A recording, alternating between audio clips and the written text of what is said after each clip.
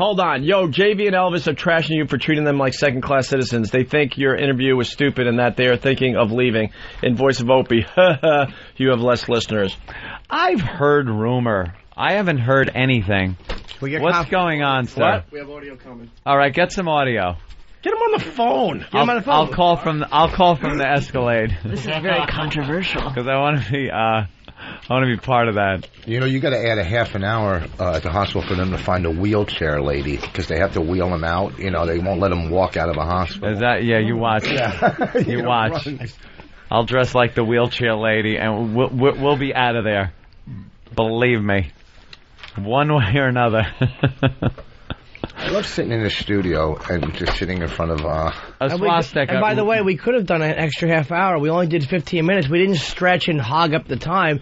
Dude, it was a very interesting show. If you don't understand that today was compelling radio, which got us all backed up as far as taking breaks and stuff, and we had no choice but to go late, I don't know what to tell you. Go back to San Francisco, and we where the hell you're from. Well, let's see what they said. Maybe the listeners exaggerate sometimes. We did have a guest we didn't want to blow off because the guest was very cool. That's why I like confirming it by hearing the audio first, getting multiple accurate reports. I don't like one person badmouth and because they usually get it wrong. You ever hear someone try to describe something from this show to you? Remember that when you were doing, and you go, no, I have no recollection because your description of it sucks. So maybe they don't know. Let's see. But let me just say, if this is true and they're right, I will have a lot of fun. Because we were very... because I am not in the best of moods. The reality is, the company wants us to take that fourth hour anyway. It's our hour. Oh, here he goes. It is our hour. That's not bad talking. We could go as long as we want every single day. Ladies and gentlemen, Opie is being loaded into Gate 8. Gate 8, place your bets. They're online, and they're off. There's no holding him back. Well, let's see what they said first. Just make sure it's not. I've seen that. I remember of 94. Trust me, I love it. I love a good fight. This is like... Let's just see what happened first. A couple of these. I say we hold our horses until we know what went on. Whoa. Sometimes inflection is different. Someone says something in a joking way. Like the listener tried that time with Tess. Or with, who was the comedian, the fat chick, that they tried to say that they were blaming us? Yes. But when they were blaming us, it was funny. And it wasn't. They were blaming us in a very funny way. Fast Freddy, who's pretty reliable. Oh, Fast Freddy, all right. Elvis and Douchefuck want to be treated as equals, as they say. Did he get a new partner? Because I thought... They're crying at Free FM. Can someone let them know they are the swing guys, not Tribe? Whatever that means. Stop acting like you're important. Oh, boy. How long till we get the audio? Thank you. How long? Time check. When they break. What? When they break. I think so, yeah. And by they, they're you bitching mean about us right now? Me. No, I'm just saying, like, that's when we'll be able to get the CD. Oh, so just in case they say anything else? Or when we break? Were you saying they, like... Yeah, why can't we just get now? Someone's over there waiting for them to stop the recording, and then we're going to bring it over. Oh, okay. I'll listen to this. This is why we're different than every other radio show out there. Everyone's commenting about... Halftime show daisy chains? No, everyone is commenting about what happened this morning. This morning was great radio because we care about you guys. Great call going with it. Kevin from Connecticut. I got to tell you, Kevin, we had no choice. Ant decided he couldn't just sit around at home and wait around, and he needed to just, kind of a distraction. So he came in to do the show, and we're sitting in the office, and there's some great stuff today, like Screech doing a sex tape with a Dirty Sanchez and all that. And we're like going over this material. We're going, well, we certainly could do a show. And then it was so obvious in the office from 5 to 6. That Ant had to go with this. I knew and wanted to go with this. It wasn't my decision. It was really up to Ant what he wanted to do. I couldn't come in and do a fake fun like, hey, let's talk about Screech or something. My mind is too preoccupied. The only reason I came in is because I am incommunicado with so many people at the hospital, including my girlfriend. So I couldn't talk. So why not come in here? I'm going to sit at home and mope around the house. Or come in here and actually, for selfish reasons, put it on the radio and maybe get some results.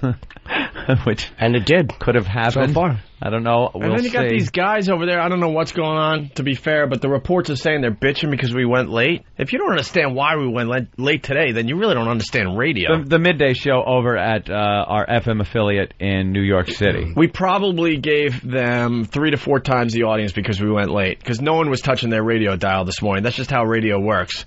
So we gave them a massive, massive cume today as they started their show.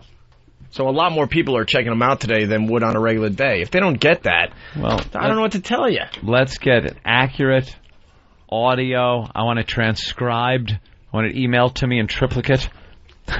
They do that anymore? In triplicate. Just send it 3 times. And I want JV's in blue, and I want Elvis's in red so I can easily discern. Oh, good news. Fast Freddy. Double spaced. Fast Freddy, an update. They stopped a few minutes ago. Now they're talking about the best veggies to jam in your ass while sucking a cock. Carrots. Yeah. Doesn't it start and end with carrots? Well, a cucumber, a lot of What is this hawk? You got to be a pretty big person for. If they sent no, take that package back. What is it? If they sent you a shirt too, that's not fair.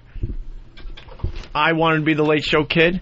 Jimmy turned out to be the Late Show Kid, so now we're both the Late Show Kid. True. But he's Late Show Kid with 2 Ds, which is cooler than Late Show Kid with 1 D. And now I'm thinking he's going to have the same T-shirt that I just opened up, which is a unique T-shirt that I want to wear exclusively. Yeah, but me. Wait, here's the thing. No, mine's white. It's white. It's white. Mine's Superior. white. Just because it's smarter doesn't mean it's going to look better. And where is my I Took a Boner Pill T-shirt? Oh, look at wow. Mine's better. Mine's better. Let me see. I just took a boner pill in big black obnoxious letters. It's all big. Everyone can see that from across the room. And across the red. I hate you. Why? I took a boner pill. I don't want to be a twin anymore. You're not. I want to be an individual. Here. My car. Anybody else want to wear these? Let's all wear our boner pills. How many did they send? 3. Let's be a gang. We're the faggots. Get out of our way. I want to know when my car's here immediately. Somebody get the car of I need Anthony. to know immediately. You know what? Have an intern stand by the window, and that's his whole job. Intern. Nosferatu. That way he can fly up to the window and signal me. If someone sees a bat winking at the window, please tell me. No, it's daylight out. You're going to say, is my truck here? And look over, and there's going to be a pile of rubble and ash. Just ash and clothes. That intern is good, that Nosferatu. He got this glove in 3 minutes. Yeah. He fucking flew over here. Could someone call JV and Elvis and ask them to call our show so we could discuss this? I guess E-Rock's been calling and what? We have all the hotlines, right? Yeah, but they won't take the phone call. Have you been listening live inside? We're trying to. They're complaining about not being on the air back in their hometown of San Francisco while doing New York as well. But Travis has been trying to get him on the phone. They won't take the phone call. But they answering then who it is? The call screener knows damn well who it is, and he won't put the phone call through. Well, at least I'm it'll be sure more he's putting it through, but comfortable in the hallway in the morning. What's the call screener saying? When they pass by. They're explaining, no, we're not trashing you, that none of that's going on, and then they're not putting the phone call through. Okay.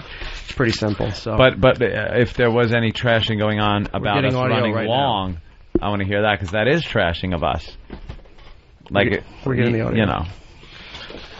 All right, well, we'll just sit here and wait. Technically, they run long every day from the 9 to 10 o'clock hour. You know. Because of the nature of it. I'm talking logistics here, my friend. All right, let's get Nothing into Screech personal. before Anthony's car gets wait. here. Do they show video of him? I heard Dustin Diamond has a huge cock. They're going to He be... does. Supposedly. I mean... Hence the cucumber. Wow. Answer. What? She said... Cucumber for what you should put up your ass. Oh, nice. And a lot of people were Giving him a surprised, but blowjob. now it makes Where's sense Voss? because Dustin Diamond has a huge cock, and it Boss looks just like... left. Never mind. Why does he just walk out? What's wrong with him? He's he does. amazing. Rich, where'd you go? He's fascinating. I said, Rich, where'd you go? It was Sam. All right. Here. Got it already? What? No. Oh. Jimmy farts.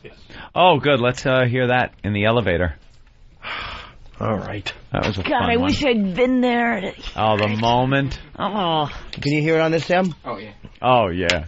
And then us laughing, trying not to laugh, and God, it was just really as good as my elevator ride. You guys are having all this hilarity, and I'm discussing with Bonnie that Rich Voss's DVD looks cool because it has a picture of him on the front now instead of just a black cover with the word Voss in white letters on it.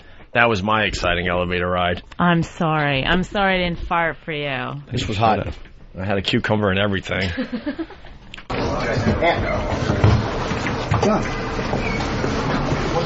Come on.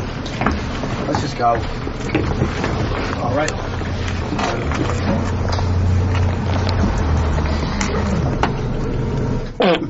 Oh my God.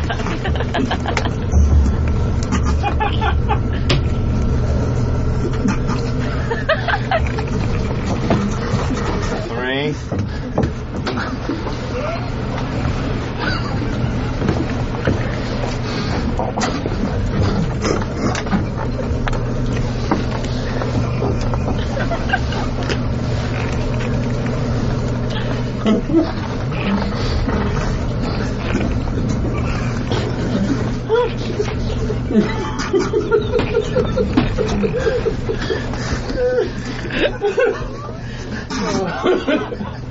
Open the door.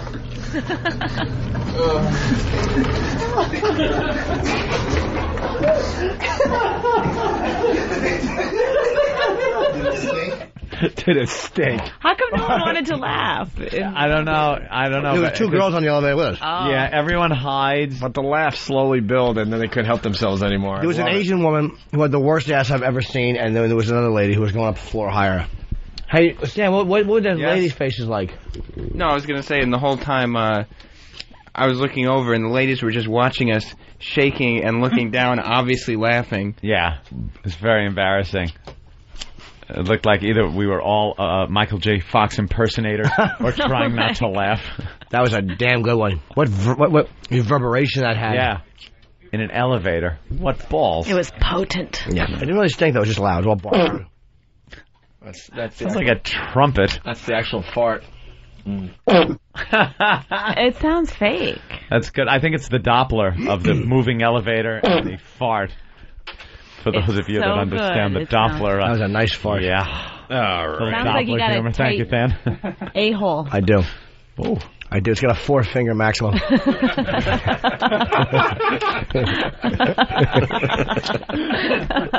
That's like when you order a drink and you ask for 2 fingers, you know. Oh, it's for a shot? Yeah. Where did Voss go? Where's Rich? He's doing a phoner. Doing a phoner? Where is he?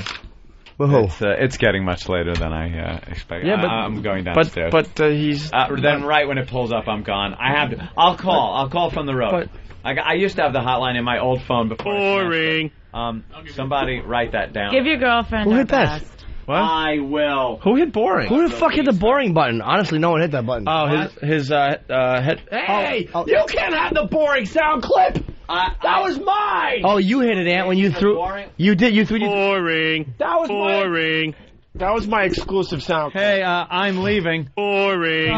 Dude, that was mine. Somehow it got. I don't have Try the Wine or any of the Steve clips. That was my clip. I don't have any clips, so I have no mercy for either one of you. Here, feel free to use mine today. Oh, I can't. My hands are sticky. Good luck, dude.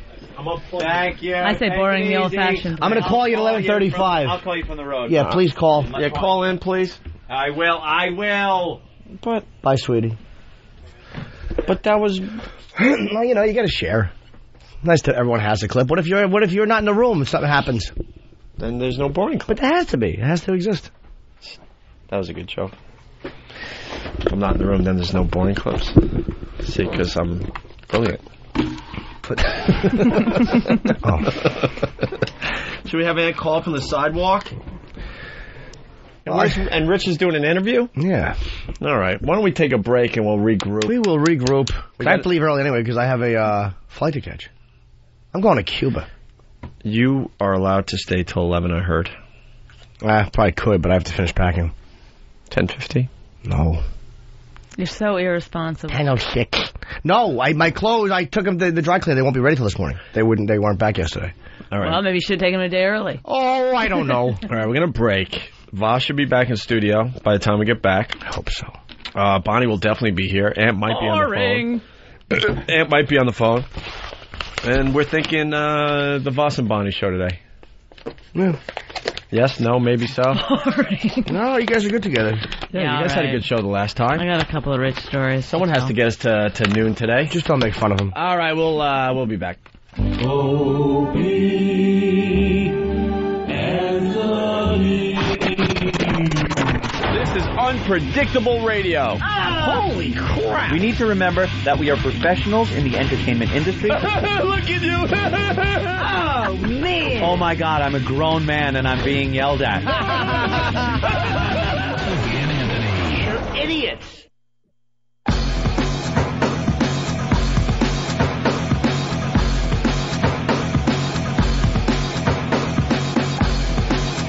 All right, we're back with the Opie Show. Opie and friends.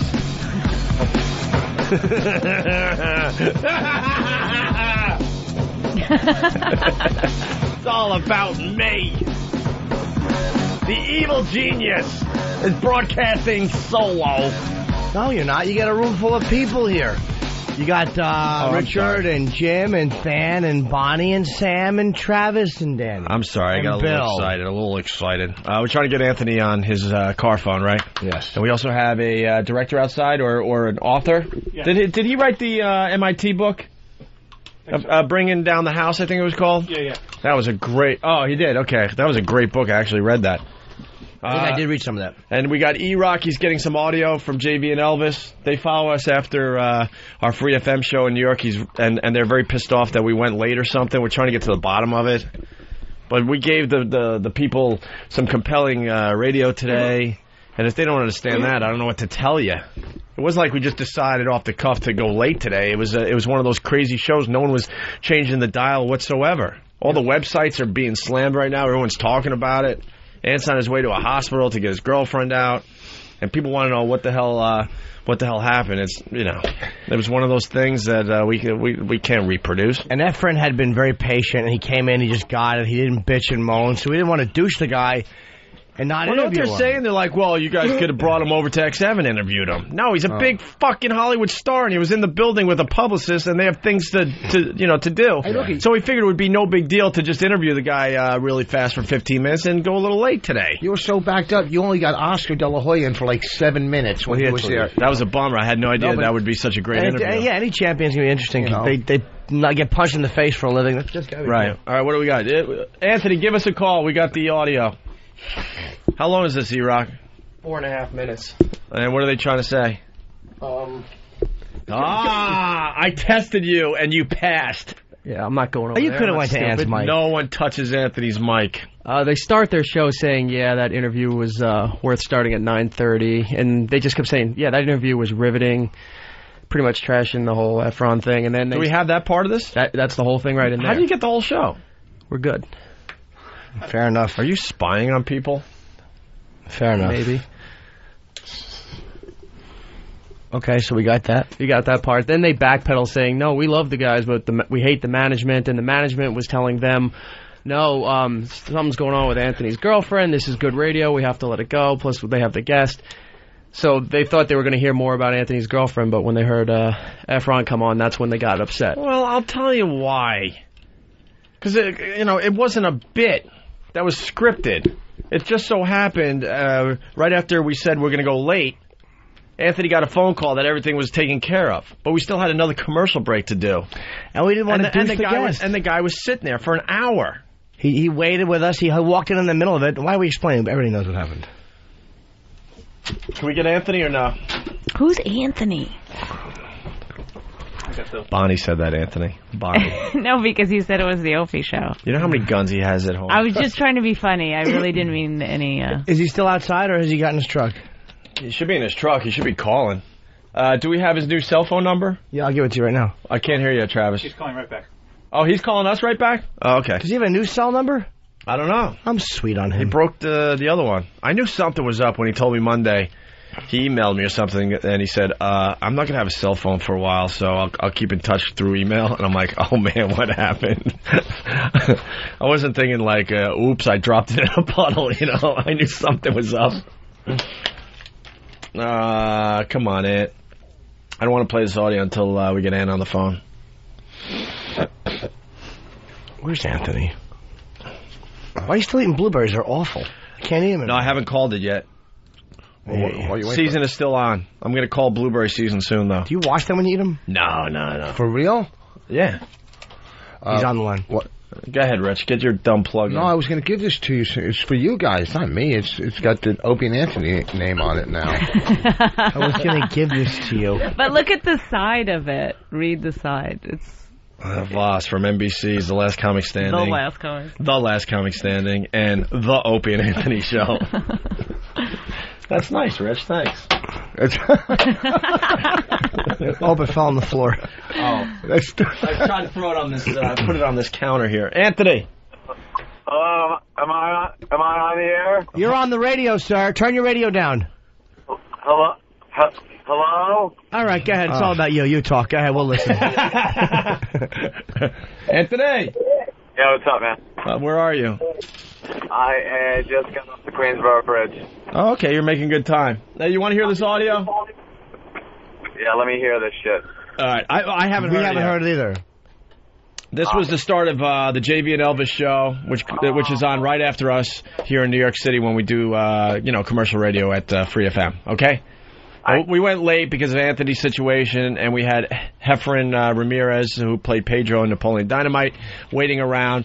So we figured, okay, we're going to go late today and at least get the interview in because he came all the way. The publicist was sitting there, blah, blah, blah, okay? And they didn't like that. The JV and Elvis Show. New York. Zoloft, 6. 1, 2, 3, 4, 5, 6. Zoloft, Axel, Xanax. Okay, I'm good. So what, we got like 30 seconds and then back to a mother effing 15-minute break of commercials? Yeah, That's good. Block. You're calling it a commercial block. Non-stop commercials, back to back to back to back. That last interview was effing riveting. Ha!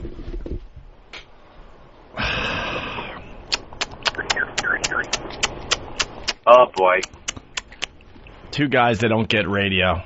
Two guys that don't get radio. Boy. They had an opportunity to talk to maybe 4 to 5 times the audience they usually talk to, and they use that time to trash us. That's real smart, guys. Real smart. And let me say this. We did not throw out the first trashing. We even thanked them at the end for letting us go. Yeah, we didn't thank. We thanked them. We didn't throw out a trashing, and they're fucking trashing us. So now go fuck yourself. Well, someone tell them to give us a call immediately. Tell those faggots to call immediately. We don't hide behind microphones. Give us a call right now. We'll discuss this. You got a problem? And I will explain to you how radio works, and I'll explain to you how maybe someday you can be the #1 show on XM satellite radio and be syndicated to 25 huge radio stations across America. I'll explain it to you. I will educate you. I will do Radio 101 so you get it, and maybe someday you too will have a big show. Why does everybody except Ron and Fez have to be stupid? I don't understand why you gotta pick a fucking fight with this program. I would almost understand if we had a regular show and then we were just showing our balls and said, you know what, we're going late today because we just feel like it. It wasn't about that. It was we were doing some compelling radio. People were riveted. We got emails from people saying, I didn't go to work. I went to work late. I'm in a parking lot waiting to go inside. You know, they pretty much stopped their morning routine to listen to the show. So when we said we're going late, trust me, everyone was waiting until we finally signed off. And a lot of those people probably kept the station on, which gives you an opportunity to talk to a lot more people. What else did they say? They said that one. They had to say more than that. It was really worth it. Yeah. It was worth the 15 minutes of spots on our show. Oops. What time is it? Okay, we're logging in at 9:32. Feels like noon. So how long till the first break? Because there's not a mother effing listener left after that long of a break. How long are we? If we break right now this second, then my break's going to last for a week. I'm going home. Come on. We're not going to play. Nicole, you're in charge here, right? I'm not playing 9. I'm not going to play another 9 commercials in this hour. But I'm glad we had the riveting interview. It was really worth it. 7 for the rest of the hour. He's really angry. You know, fuck you, man. The commercial spots, just play fucking 5 hours of commercials. It'll do better in the ratings. Suckers dragging our fucking ratings down with your shitty 9 to 10 hour is what you're doing. You're killing our fucking ratings, douchebags. Fucking assholes. Have him call the show right now. E-Rock, can you get him on the line? Maybe you ought to be a little humble when a quarter of our show is being fucked. Why won't they take the call? Because they're doing a riveting radio You got show. a lot of shit to say. Let's talk. Yeah. Screener, we won't fucking let it. when we're out of the building, little fucking assholes. Yeah, their screener won't put us on, so we're trying through their producer. What is the screener saying? Said they don't want to talk to you. We're not putting you through. Tell them, get on the air or we'll play a piece of Power Talk tape they might not want to fucking hear. Oof. What is it? Well, I don't know what Ed's talking about. Yeah, I do. We prepare for every battle in advance. Let's just put it that way. Oh, no. Oh, We've no. got a couple of things up our sleeve. Let's just say... landmines get planted. That's right. There were a few landmines planted a long time ago when we didn't feel like we could trust these guys. We're not stupid. We know fucking the right way to dumb shithead. There's a reason why we're so huge in radio, okay? Captivating. Great. The Art of War, Opie and Anthony. I know. That's right. Norton, do you have any explanations now you want to get out of the way? Before? What? They know everything about me. But that was funny. Don't stare at I me. thought it was a cigar. You said explanations. You tripped on explanations. You're 48 and you couldn't say explanations. And you want to hear more?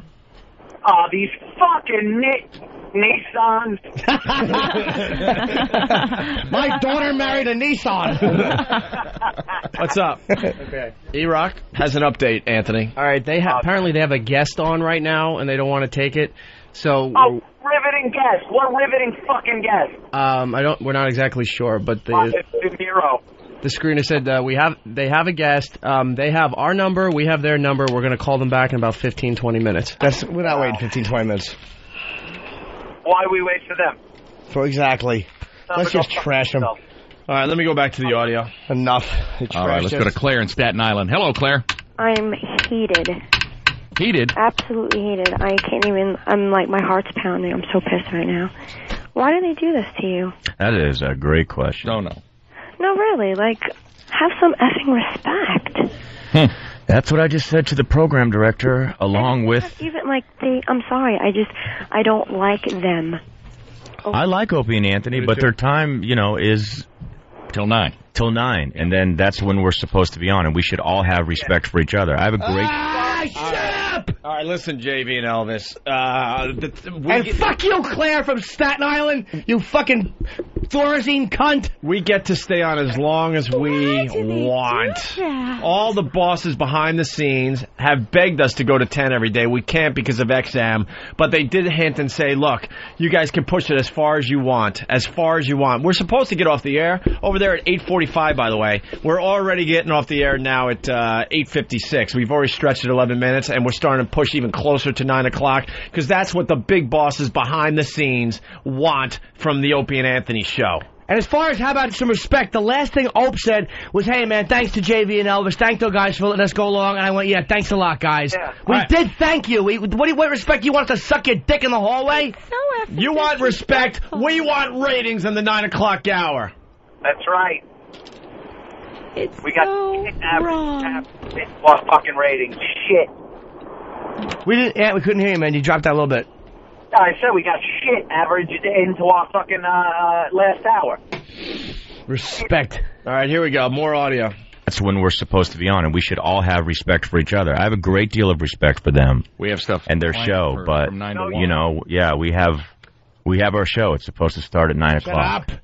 Is it? I mean, if you had and for us, it's difficult anyway to do middays, but I mean, we're willing to.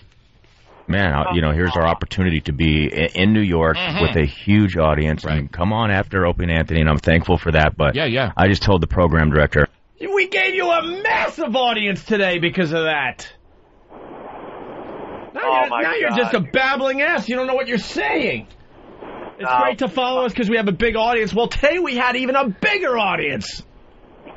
Fuck these guys. Fuck them. Audience, right. Come on after Opie and Anthony, and I'm thankful for that. But I just told the program director I'm not interested. If this is the way we're going to keep doing this, I'm going back home. Right. Bye. And I wanted you don't leave New York? You don't leave New York? Well, Ron Shut up. Well, Ron and Fez are waiting in the wing, so leave. When they find another show? Leave. Go. Goodbye. Goodbye. Leave. You could join the long list of radio guys that came to New York and failed. You'll be on the same list as Darian O'Toole and Tom Lickas. I want to say Lickas instead of Lickas, but I started saying his real name. I fucked it up. Go ahead. And everybody else, half of them, you don't even know their names anymore. They're coming up to come here to New York to do afternoons. Wow, thanks, guys. It's like he says, I have respect for them. That's like a fucking open mic here going, yeah, that Dennis Miller's great. And it's not a real thing of respect. It's just something you say in the middle of an argument so you can't be accused of trashing. It's phony. Exactly. Meanwhile, it was nothing but trashing right from the phone. We're going on in a minute. I'm in the future, and looking back, I see that band is playing the Shapiro Bar Mitzvah in Saratoga next Saturday. However, the future is looking bright for the rest of you. Your clothes will change colors on command. Robots will perform surgery and never leave sponges inside patients. You'll even use cell phones that can translate English to still here? French. Yes, I'm of course, here. The French of the future haven't changed much. You didn't really expect everything to be rosy here, did you? Step into the future during Wired Magazine's Next Fest, the Technology and Innovation Festival for kids of all ages. We're going to complain the commercials on XM. December 29th through Sunday, October 1st. For Wired Next Fest tickets and information, go to nextfest.net or ticketweb.com. Presented by GE and sponsored by Atari, Autodesk, BlackBerry, Citi, DataPipe, Discovery Channel, GM, Intel, Pfizer, the Science Channel, and official hospital. All right, we get it. Garden Inn. 92.3. With JV and Elvis. On 3 FM. And Jackie has joined us, but... Jackie Clark! Just hello. Wait a second, babe. Okay. Yeah. O&A. All right, what's the problem?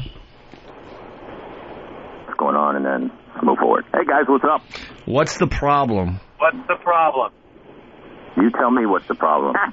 What's the problem? You have the problem. What's the problem? The problem is we're scheduled to be on at 9 o'clock.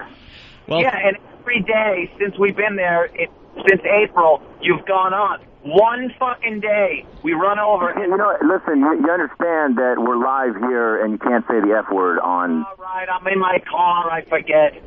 One day, we decide to go over because we have something going on, not just an interview. We have something going on that we were talking about. One day... The personal stuff I can understand, but then the interview you can take to XM. It's not like it's this, huge thing that has to be on. You're not that stupid, right? You're not that stupid. The guy was sitting there for an hour in the studio with a publicist. He couldn't just walk over to XM. It was a lot easier at that point to do the interview. Secondly, we did not know that Anthony's personal situation was going to end perfectly at 5 to 9. We thought we were going to do more on it. When we went into commercials, Anthony got a phone call that said everything is going to be okay. So that ended that situation. We still had the guy that wanted to do an interview with us. So we said, okay, we'll go late and we'll do an interview. And then we'll thank JV and Elvis, which we did.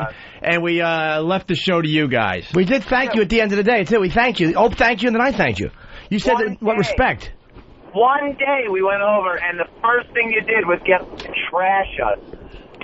You weren't trashed. I made it very clear that I have respect for you, but as far as management goes, I made that very clear. We heard the audio. Oh, we knew the radio. And did I say that? Did you hear all of the audio where I say I do have respect for you and that I've said nothing but you guys? No, you said you have respect for us, but we should have respect for you. It was one of those things. If you don't get that, I don't know what to tell you. We left you guys with a massive audience today because of what was happening in Anthony's personal life. No one was touching their dials. So we gave you probably, I don't know, 3 or 4 times the audience you would normally have at 9 o'clock. Come on, that's ridiculous.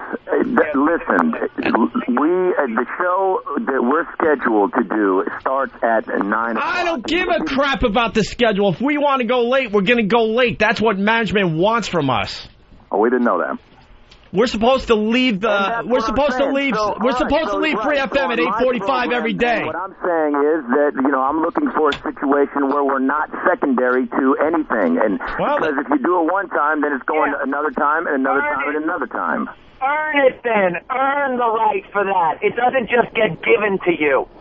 And what do you think? We have earned the right to that. What are you talking about? Not according to the latest ratings. You haven't earned anything in New York yet. It's because it's a midday show. It's because of the audience. If we were in prime time slot, we'd have the same thing. We proved ourselves in a major market and dominated the entire time. All right, then go back there. It's something we're considering. Then go back. Whatever. Go back. Bye-bye. Management wants us to 10 o'clock. Maybe they should let you in on that, and they're negotiating that with XM. Howard Stern earned the markets, not you. You just... Oh, all right. You're going to go after us with the Howard thing. Oh, wow. That really hurts. We're going to talk about earning it. Howard Stern got all those markets, and they looked for the replacement. Then why weren't you the replacement? Why weren't you the replacement? Why are you stuck in middays? Why weren't you the replacement? Why did they stick you in middays? Go ahead, keep swearing on the airwaves. I didn't curse once, you jackass. I said, why did they stick you in middays? You're dumping out because you know I'm right. I didn't curse once. Yeah, see, this show's on XM, so for you to make believe we're cursing so you guys can dump out is pretty lame. No one is cursing. The F word. No one is cursing. Go ahead, dump out whatever you don't want the audience here. We're not dumping anything. Well, then why are you saying we're cursing? Record that. You'll be able to see that we didn't dump anything. Look, man, if you guys are miserable at Free FM, what can I tell you? But, it was a special day today. We gave you a huge audience, and that's that. If you don't understand that, I don't know what to tell you. It's not like this is happening every day. So, obviously, you guys got more crap going on behind the scenes. We do, on a regular... So don't take it out. Don't take it out on us. Don't take it out on us. And that's why I still gave you guys respect. Like I said, you guys have a great show. I've said several times. I don't care if you think we have a great show. You guys had to bring up the cheap shot with Howard. All right, you got your cheap shot. It's cute. We earned syndication a long time ago. We were on 19 stations on our own. We did that, not Howard or no one else, okay? Let's call it what it is. All right, what is it? What is it? What is it? Howard Stern had that morning drive slot in several markets, and that was because of what he built. And why they put you guys on it? Excuse me, we had afternoon drive in most of those markets as well, and we earned that. So it was it was an obvious move to move us into that slot when we became available and figured it out with the company. Okay? Then why? Another stupid show that's going to, kiss up to Howard and think Howard's going to take care of them. Why then, when David Lee Roth failed, did they have to come to this show on XM instead of just pulling you guys in if you earned it? I didn't say that we earned it. That was the smartest move to put you guys there. I've said that time and time again. Dude, you guys have some kind of problem going on with management. Whatever. I understand that. I've had many years of that crap going on in my career. But to take it out on us because we went a half hour because Ant had one of the most amazing stories to tell on the radio just tells me you guys just don't get how to do a radio show. I do have a problem with management, and that's what I was expressing. Not when you started talking about how it was a riveting interview. We heard the audio. We heard the way you started, and then you backpedaled. We're not new to radio, guys. We know what a friggin' jab is. We know what a jab is. What do you think, we're dopes? Listen. We heard the audio. Right. You were jabbing, and then you backpedaled. That interview, we should be on at 9 o'clock. That interview should go to your show. We shouldn't be waiting for some... I could understand if it was God on the phone. It wasn't some huge star. Well, I understand it. It's got to suck that you got to wait for us to be done every day. I don't know what to tell you. It'll happen more in the future, so you either deal with it or you get another gig. Right. Okay. The fact is the company wants us till 10 o'clock, okay? They're negotiating with XM. They can't figure out how to make it work for both sides, or it would have been done already. All right, well, by the way... All right, we were supposed to get off the air at 8:45 every morning. They already told us we could stretch as far as we can. We're up to, 8:56 at this point. We're pushing closer to 9 every day. And today we decided to go late because it was an unbelievable thing going on in Anthony's personal life.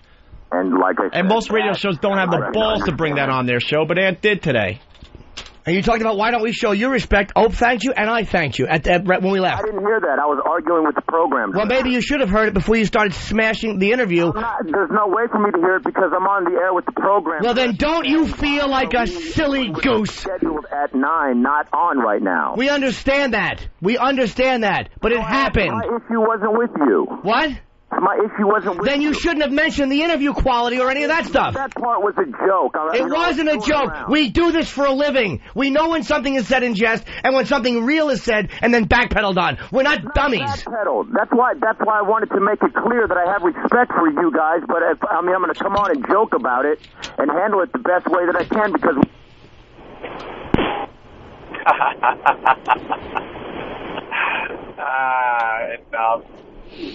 I'll be completely honest with you. I did not. That was nobody in this studio.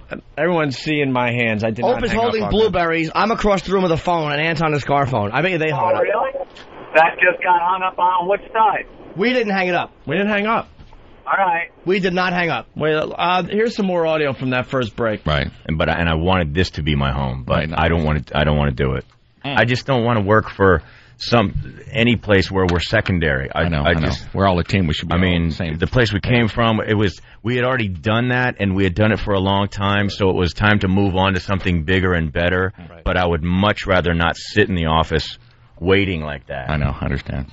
Let's go to Anthony in Connecticut. Hello, Anthony.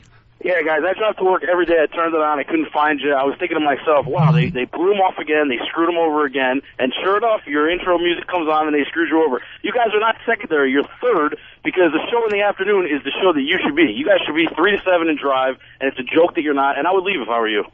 I'm close. My unemployment ran out. I'm close. I hate to do it for the fans that we have built up here in New York, but I'm going to ask for it today. I am. I'm going to say, as long as, everything is cool and no one's going to be mad and we're going to be without a job, period, kindly will you let us just another CBS station back where we came from where we can get the respect. Right. That's what I'm asking for this afternoon. We'll see. Mike in Queens. Hello, Mike. Yeah, what's going on, man? Buddy. Yeah, man, I'm O&A fan, I've listened a long time. But, dude, at least when you guys interview somebody who's a stiff, you call him a stiff and you treat him like a moron when the person's a moron. Right. Yeah. Can you pause this for a minute? What the fuck are you talking about? They interviewed that fat chick and they didn't have the balls to say, yeah, we said you suck. They blamed it on us, which was actually very funny. But don't say that they called people out. Rod, they fucking backed down. There was a 300-pound silverback in the room and they couldn't tell her they didn't think she was fucking funny. You and your fucking callers, shut up. And actually, the interview wasn't that bad. It wasn't. I don't understand. Was it great? No. Did it suck? No. It was a regular celebrity interview. That's all. Nothing special, really. What? You said we hung up on them. We didn't hang up on them, and they know we didn't. No, they had to go. The guy hung up in the middle of when he was. They had to go to break because management, tells them what to do, and they didn't know how to end the thing. So all of a sudden they hung up the phone. They couldn't handle what we were saying. I'm so sick of these radio guys that just lie and they're not accountable for their lies. From now on, I want a video camera on me 24 hours a day. You don't need one. If there was a video in here, I could have proven that I did not hang up on them. If we hung up, we would say it. We've never hung up and not said it. Opie's hang-up hands cam. The guy... the guy... Or whatever, I'll allow him to do that. I know. Listen, you guys are the best show in, as far as I'm concerned, the world. I've been Even listening. China? Wow. Hello. Did you say hello? Hello. You are the best even in hello? China. The door to your soul. Hello. I want to explain something while these guys rip on our ratings. I've already explained that, and they know that as well. We don't know the first thing about you. And I'm telling you, listeners, because we're an honest show, if you put us in a drive time position... An honest show? We don't know the first thing about you, JV Elvis. Are we on with you, or we just have to listen to your show? In the shower. All right, we'll just comment about what you're saying. Going to school. getting up, listening to morning radio, or in the afternoon when they're driving home, then that's where the huge audiences are. Exactly. Yeah, and they put the best shows.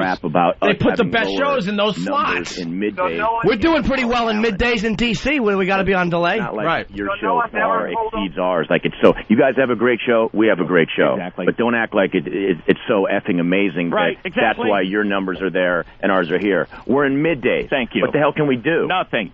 What you could do is find someone that wants you morning drive or afternoon drive. I wouldn't accept a midday show personally. Jackie, ho. Hello, There she is. I am. Hello. Those guys piss me off. I want to come down and kick their ass. Come on. Hello. Hello. I can't stand them. Yeah. Hello. Man, you guys are ruining the airwaves. Hello. Thank you. Hello. Don't listen to anything they have. Hello. You guys are going to take over something one day. Why are we listening to their show? Are they coming back on with us? Big move to take them over. No, absolutely not. You know something? Here, I'll tell you this much. That dude that was saying, you jackass, and calling me stupid, because they got, 14 guys around them in security at all times. I'll tell you this much. You won't tomorrow come say that to my face. Oh, shut the fuck up. I'll be in Pittsburgh, stupid. Say it to my face, bro. Say it right to my face. Kept whispering. Which one is even asking that? I mean, the fat one or the bald one? Radio. Yeah, that's why I know pussies like you hide behind that mic. Oh, fuck you, and fuck your mother, you hack. Fuck you. A few of them look a bit intimidating. I'm not going to lie. And he's got huge security. I would want no piece of that. Clark, she did not say that. And we'll Don't hurt you. me. But the clown that's calling me all those... I'm calling you those names because you accuse me of cursing, you scumbag. I'll wait tomorrow, and we'll see if you say it to me then. Right. Yeah. Come on. Hey, what's up, buddy? Yeah, man. I don't know. I'm tired of them. Somebody's got to do something about O&A. Like what? Like suck our dicks. That's what they got to do. All right, let's go to Pothead Ed, our buddy. What's going on, bud? Yo, how you guys doing? What's up, dog out? Hey, What? Yo, I was going to say, man, it sounded like an adult arguing with a couple of kids when you were talking to them, Jay. Yeah, did it really? Completely. Their whole audience is based off of Howard's remnants, and yet their whole show is ripping on Howard. It's pointless and ridiculous. All right. You know something? And Can you get them on the phone? Because I will tell them that I said that. to Howard, and I think the listeners can back us up on we've given our respect to O&A. Oh my God, that would be awesome. A whole lot of things to deal with. I'm going to tell you right now, like that comedy show. Yeah, right.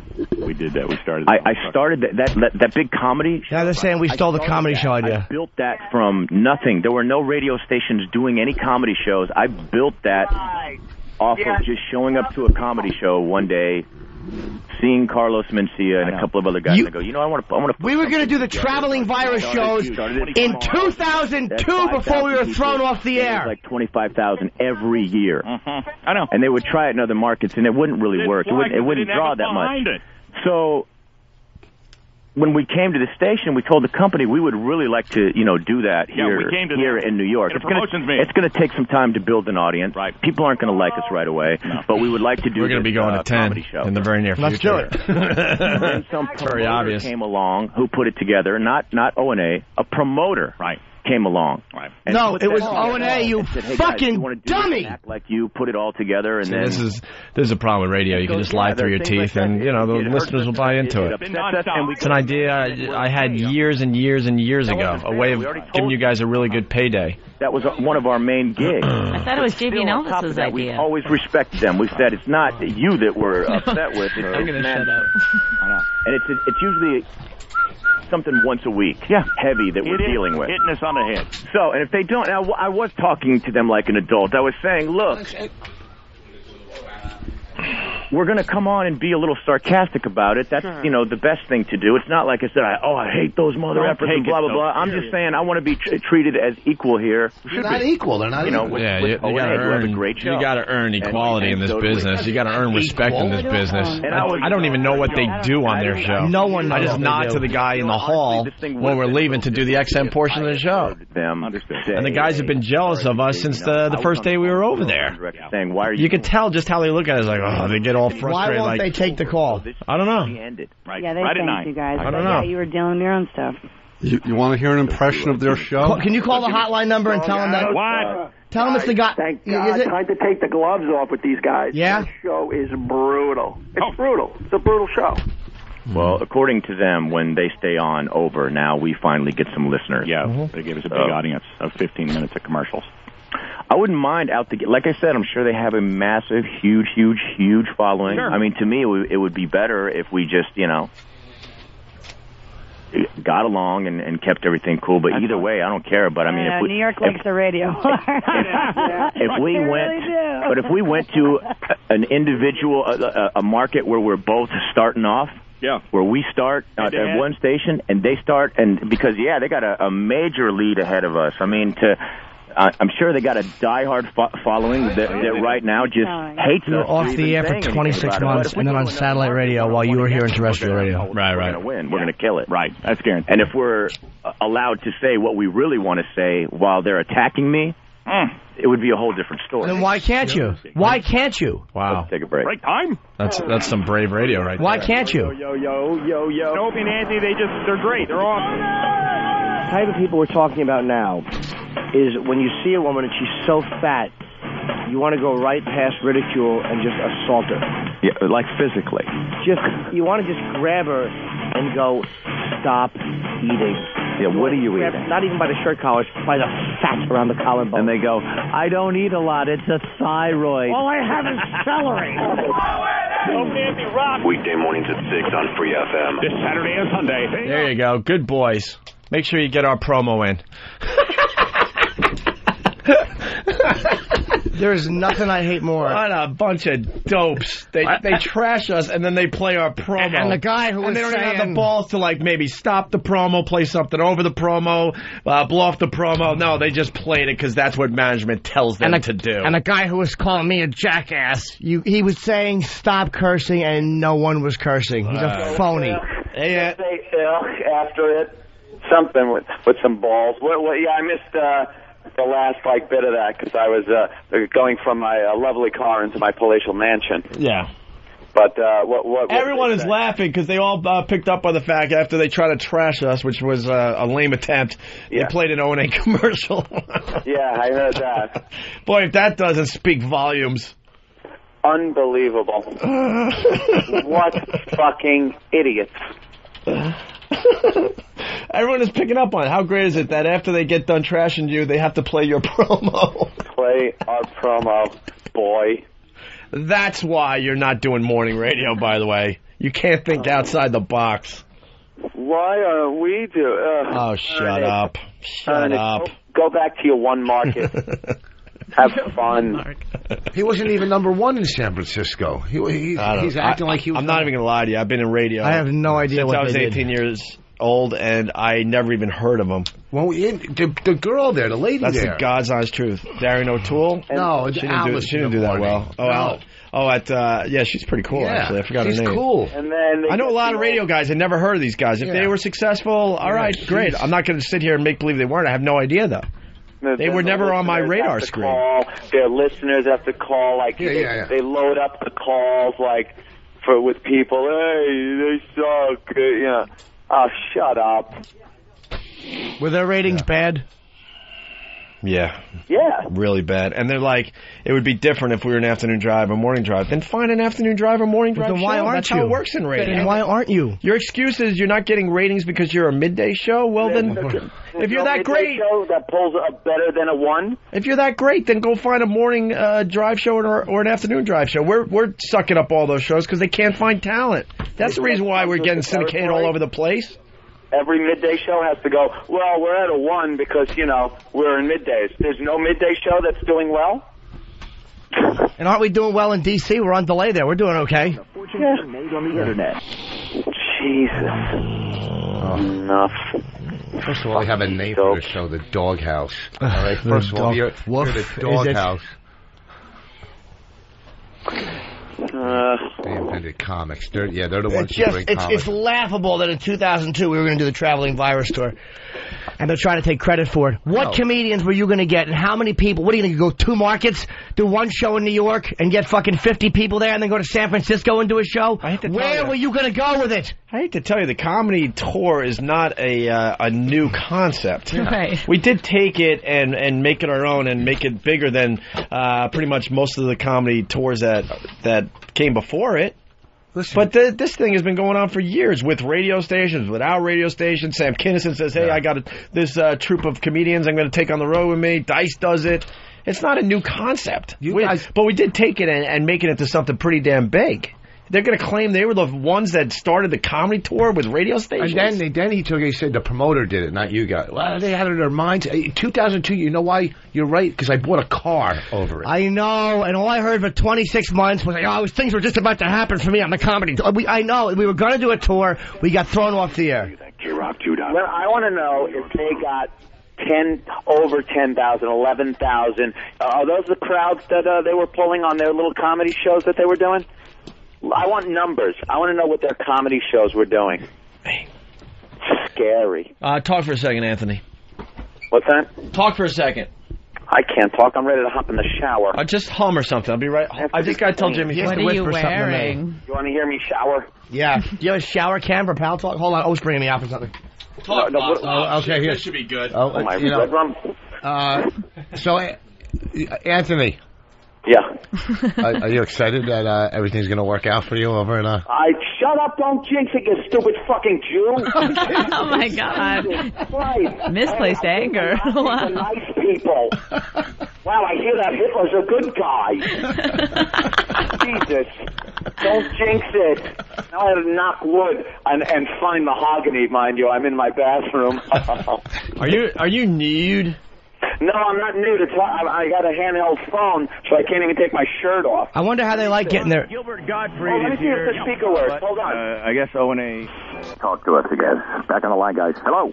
We did not hang up on you, first of all. Okay. And I'm the one, this is Jim Norton, I'm the one who was calling you a jackass, and I was calling you that because... Say it to my face, bitch. Wait, hold on. I know you're doing a character because you're in the doghouse. I'm not doing a character. Come say it to my face, bitch. I'm right across the street. First of all, you're white. Don't say biatch. And second of all, you said we were cursing, and nobody was cursing. And I know, yo, dog. You in the doghouse. Shut up. No one is listening to you.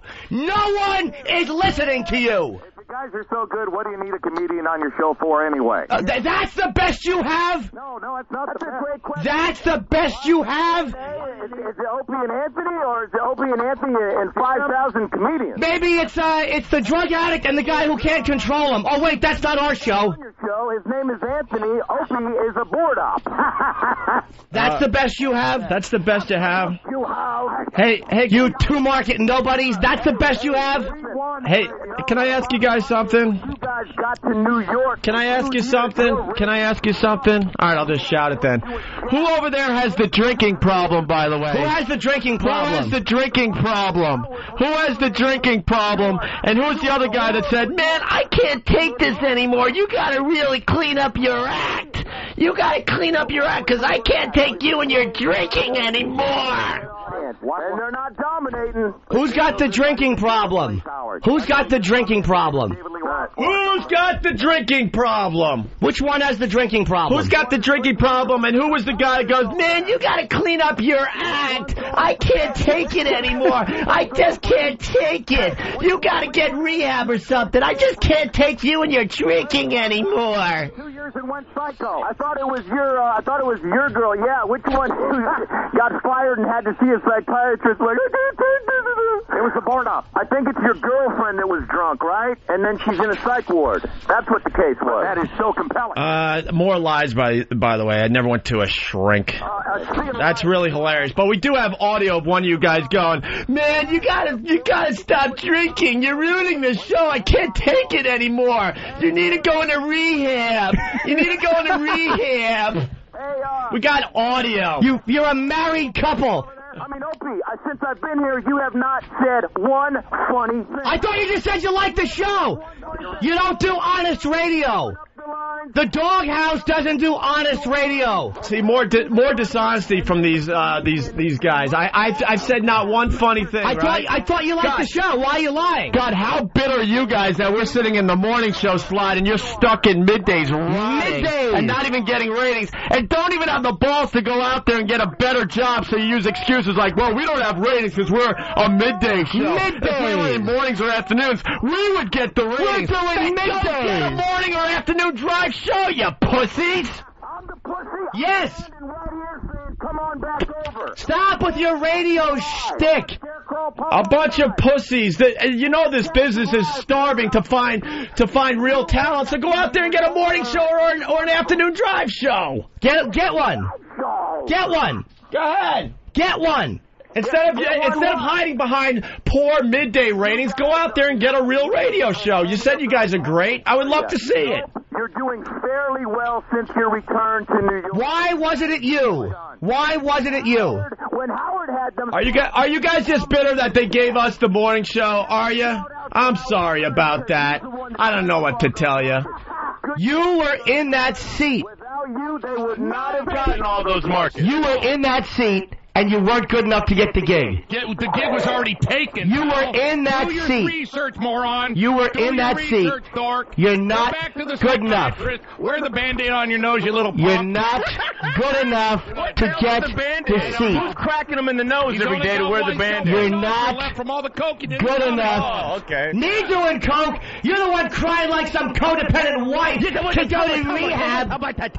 You little woman. Slow down, you little bitch. You need to go to rehab, honey. You need to go to rehab. Stop your drinking. You gotta go to rehab. Who does? You do. Stop your drinking. Wait, you guys aren't gonna be honest.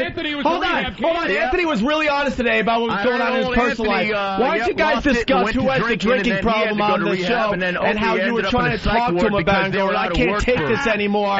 You really gotta stop drinking. Why don't you guys do a real honest radio show and talk about New York, the real problems between you two, and that one is drinking his face off, and that the other one is begging him to stop. That monitors other shows. Let's get real. Why don't you talk about that on your show? Then maybe you would get ratings in midday. Who's begging? Who is begging? I mean, half that stuff I was like, wait a minute, you did that after we did it. So, now we stole from these guys? That's a good way to put your stuff together. You know, don't even try the comedy show, by the way. Crap. I didn't even know who the fuck you guys were. Oh, so nice dump there. Yeah. So anyway, who came up with that comedy show? Wait, 2002, dude. Who came up with 2002? I'm talking about 1994. Dickwad. Where were you? No one knew who you were in 94. Wait, you've been doing radio that long, and you're still not in the morning drive show? You guys ain't doing that. A show together for that long, and you're still in freaking middays? Who put that together? You're still in middays? Answer the question.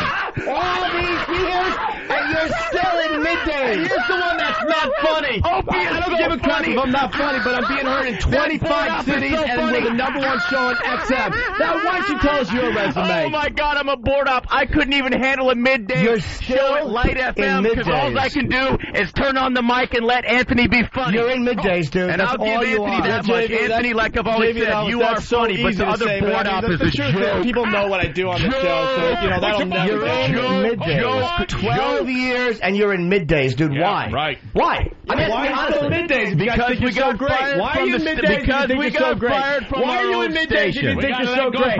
Why are you in middays if you think you're so great? Why are you in middays because you think you're so great? Because everything was already said here. We were told by management we would have been in another spot if we would have come here. They didn't know about us. These guys don't know the truth. We had a terrible agent named Bob Eatman. Terrible agent. He's a joke. Dude, maybe if you were good enough, you'd have a morning drive show. You're acting like you got this some amazing show. Your show's all right. Then why did you say it was good before? Why don't you do honest radio? Good means all right. You're not. It's not amazing. I mean, it ain't like you're Howard Stern. You just said you didn't like Opie, you don't like the show, so why don't you be honest? No, you're not even honest about your own conflicts. Funny. You're not even honest and when about they your have own the conflicts. comedian on that doesn't even fit into the title, I mean, why shouldn't they respect you? Dude, do you get paid as much as them? You're not even good enough Are for a you morning? getting paid as much as them? Because Opie is nothing more than a board op. The bottom, but Opie is on in 25 cities, and you're not good enough for mornings or afternoons. You're a midday show,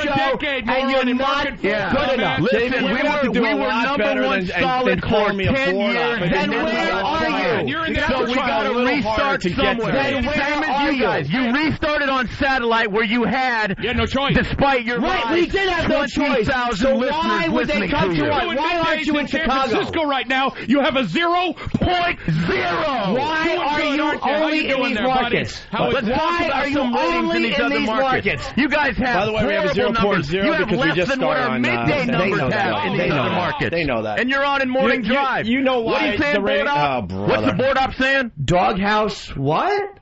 Thank you. Is that actually something you guys say?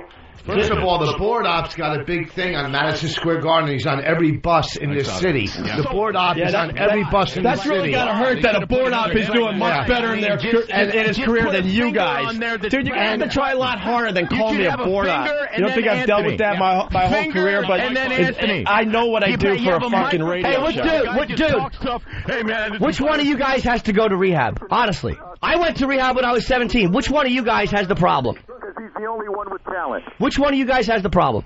Yeah, who's got the drinking problem? I'm honest about my old problems, man. Who's got the drinking problem? Honestly.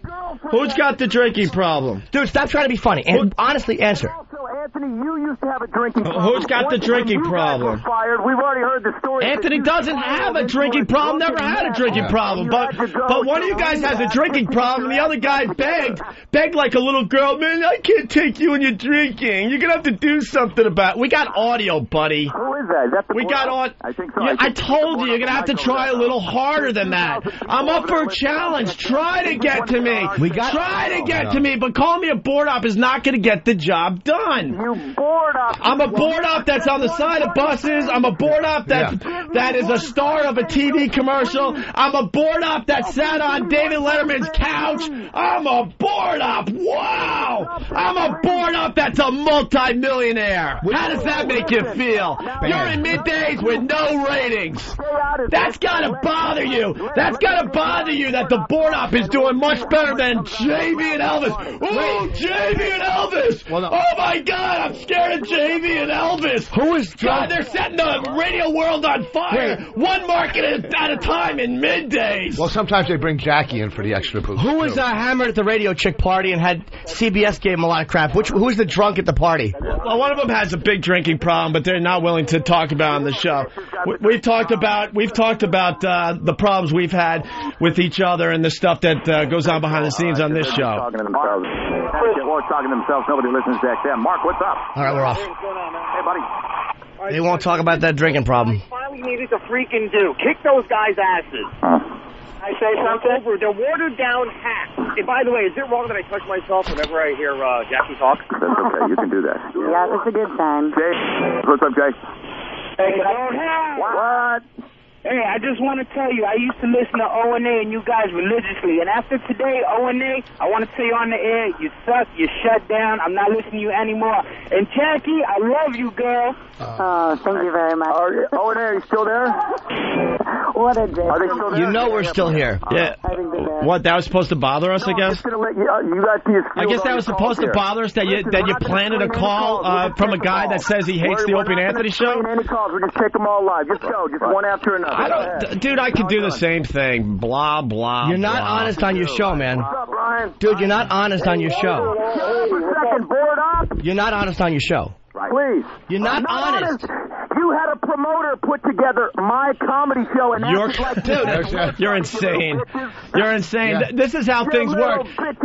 This is how it works. If someone wanted to promote the JV and Elvis comedy show, they would have done it. No one knows you, bro. No one knows you, bro. No one knows you. That's why you didn't do your comedy show. There wasn't an interest in it. Try to get an edge word or a word in edgewise. With, I mean that funny man. No one knows you, bro. You're an embarrassment to yourselves. You're an embarrassment to yourselves. If you wanted to do a comedy show, you should have have done a comedy show. But the fact is, you didn't have enough juice. You didn't have a promoter that was willing to promote it. Stupid idiot. And you guys are talking about in San Francisco, you're so big. Sarah is the big one in San Francisco. Grand idea. Why didn't you just do it then? Then why didn't you do it? Why didn't you do it? Why didn't you just do it? Why didn't you just do it? We're working on it. We're working on it. You're working on it, huh? To get you out. You're working on it? We know that you're... Who do you got for your comedy show? Carrot Top, Gallagher. Who do you got, and, man? I would say Yakov Smirnoff, who should be available. Yakov Smirnoff should be available for the JV and Elvis comedy show. Yakov Smirnoff. Hey, man, if you guys are so good... Yakov Smirnoff. Management's mistreating you. You probably could get Judy Tenuta. Judy Tenuta for the JV and Elvis comedy show. Judy Tenuta. Maybe you could get Louis Anderson out of rehab and he could join the comedy show as well. Brought to you by Dopey and Funny. Dopey and Funny. Wow. That's all you got, bro? Dude. That's all you got? Why is everybody mistreating you guys if you're a talented radio show? I mean, why won't a promoter give you a show? Or why isn't everybody picking on you guys? Well, I don't need a promoter to give me a show. I put that together. Then where is it, bro? Where is it? Rode off the back of that. Where was it? What? Where is it? Where is it? Where's your comedy show then? No one's telling us not to do a comedy show, so who told you not to do a comedy show that you didn't do a comedy show? Where is it? Where's your comedy show? Where's your comedy show? Guys, hey, listen, I'll be down in Travis Center tomorrow, and from now on, it's Imus until 9 in the morning, JV and Elvis the rest of the day. Thanks, bro. Imus is doing a comedy tour, too. Where's your comedy show? Let's go to Jersey. What's up, Anthony? Why don't you just do the comedy show? Hey. Mr. Baggy! What? Are you guys this insecure that you gotta take phone calls praising you right now? Are you that insecure that you're going to line up a bunch of people that love JV and Elvis? That is the hackiest radio bit ever. We just had a huge fight with Opie and Anthony, so let's make ourselves feel good and have a bunch of guys kissing our butts. And remember when you go to... That's like radio hack crap. That's why you're not in morning drive. That's why you're not in afternoon drive. That's why no one wants to promote your comedy show. You're hacks.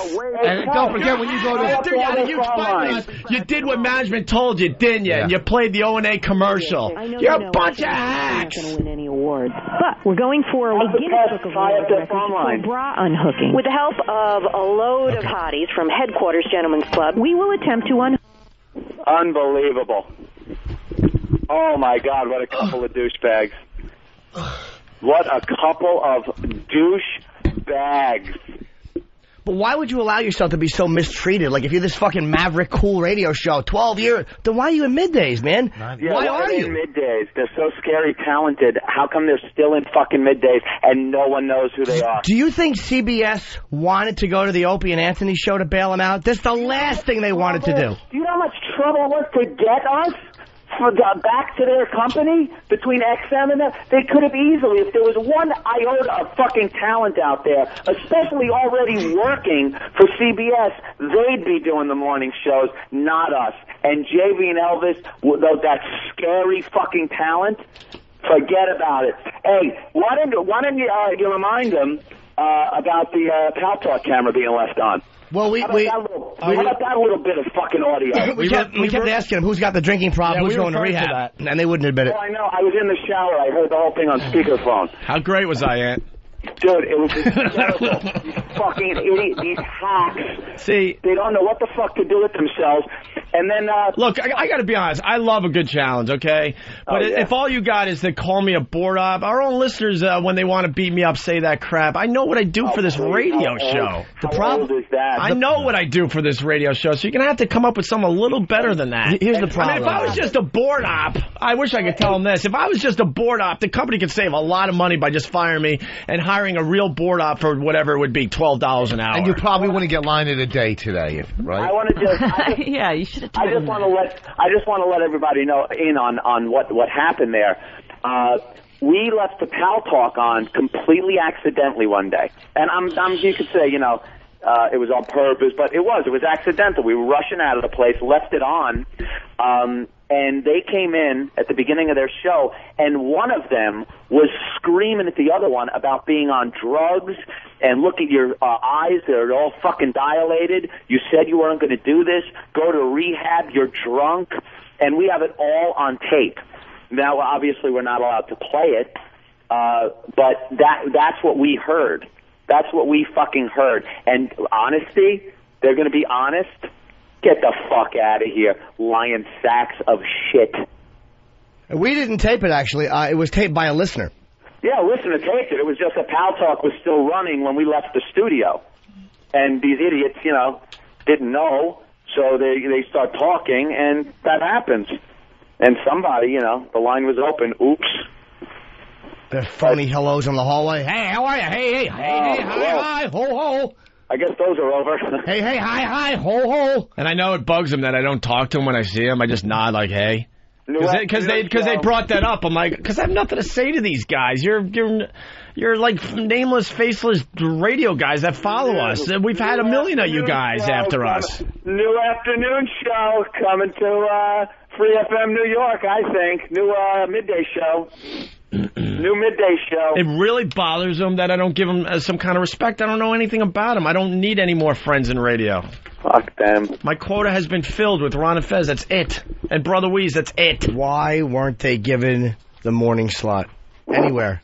Yeah. Why were they totally shut out? They didn't even get the afternoon slot. You know what the answer to that is. Of course I do. That's why they're pissed. And they know the answer, too. That's why they're so pissed off. All right, Kenny's calling me. I gotta catch Let's go to Troy in Philly. Troy. Hey guys, what's up, man? Hey. Yo, guys, what's up, man? What's up, Troy? Long-time listener. Listened to you back when you were 94 YSP back in Philly. Yeah. Back in originally. I used to think the same thing, Hope. Kind of thought you were a big board op. No, didn't really see the point of the show. But today, man, gotta say, one of the best parts of the show with lines like, I gotta say, great line of the day. Thank you, sir. I know what I do. I'm not stupid. I get paid very well because of what I bring to a radio show and a radio company. Of course. I gotta explain that shit to fucking those assholes. Oh, what hacks. And they're lining up people. Yeah, I'm never listening. I did listen to O&A. Oh, yeah. Then where do you go when our show stops and theirs starts? Because obviously the audience fucking disappears. That old gag. Let's get a bunch of calls saying how great we are. I was in the shower. I had my phone on speakerphone, and I was nude and shampooing during that whole... Tell us more. But I had to listen to it. What did Opie keep repeating over and over again? It was so fucking annoying. I don't know. I said it a few times. I was cracking up because you wouldn't stop. Oh, Yakov Smirnoff. Yeah. Yakov Smirnoff. And Gallagher and Judy Tenuta. Holy fuck. Oh, is that funny, man? Comedy tours, this guy. He's just a jerk off, and he knows he's a fucking relegated to middays jerk off, and he knows it. That's what he is, and he knows it. That's why he's angry. Here's the difference between the two shows. Every phone line is lit, and they all want to just praise us. Yeah. Watch. And how fast... I'm not going to answer one phone. Shut their fucking phone lines down, by the way. How fast, if we said, they're taking calls from all their scary fans, shut down their phone lines. They'd be down in a second. In a fucking second, they wouldn't be able to take one call. So just shut up. This is so scary. Go back to where the fuck you came from. By the way, Mike from FMQB, big fan of the show, just did a great article on us in the latest issue of FMQB. Did we throw that online? The latest article from FMQB? We should have.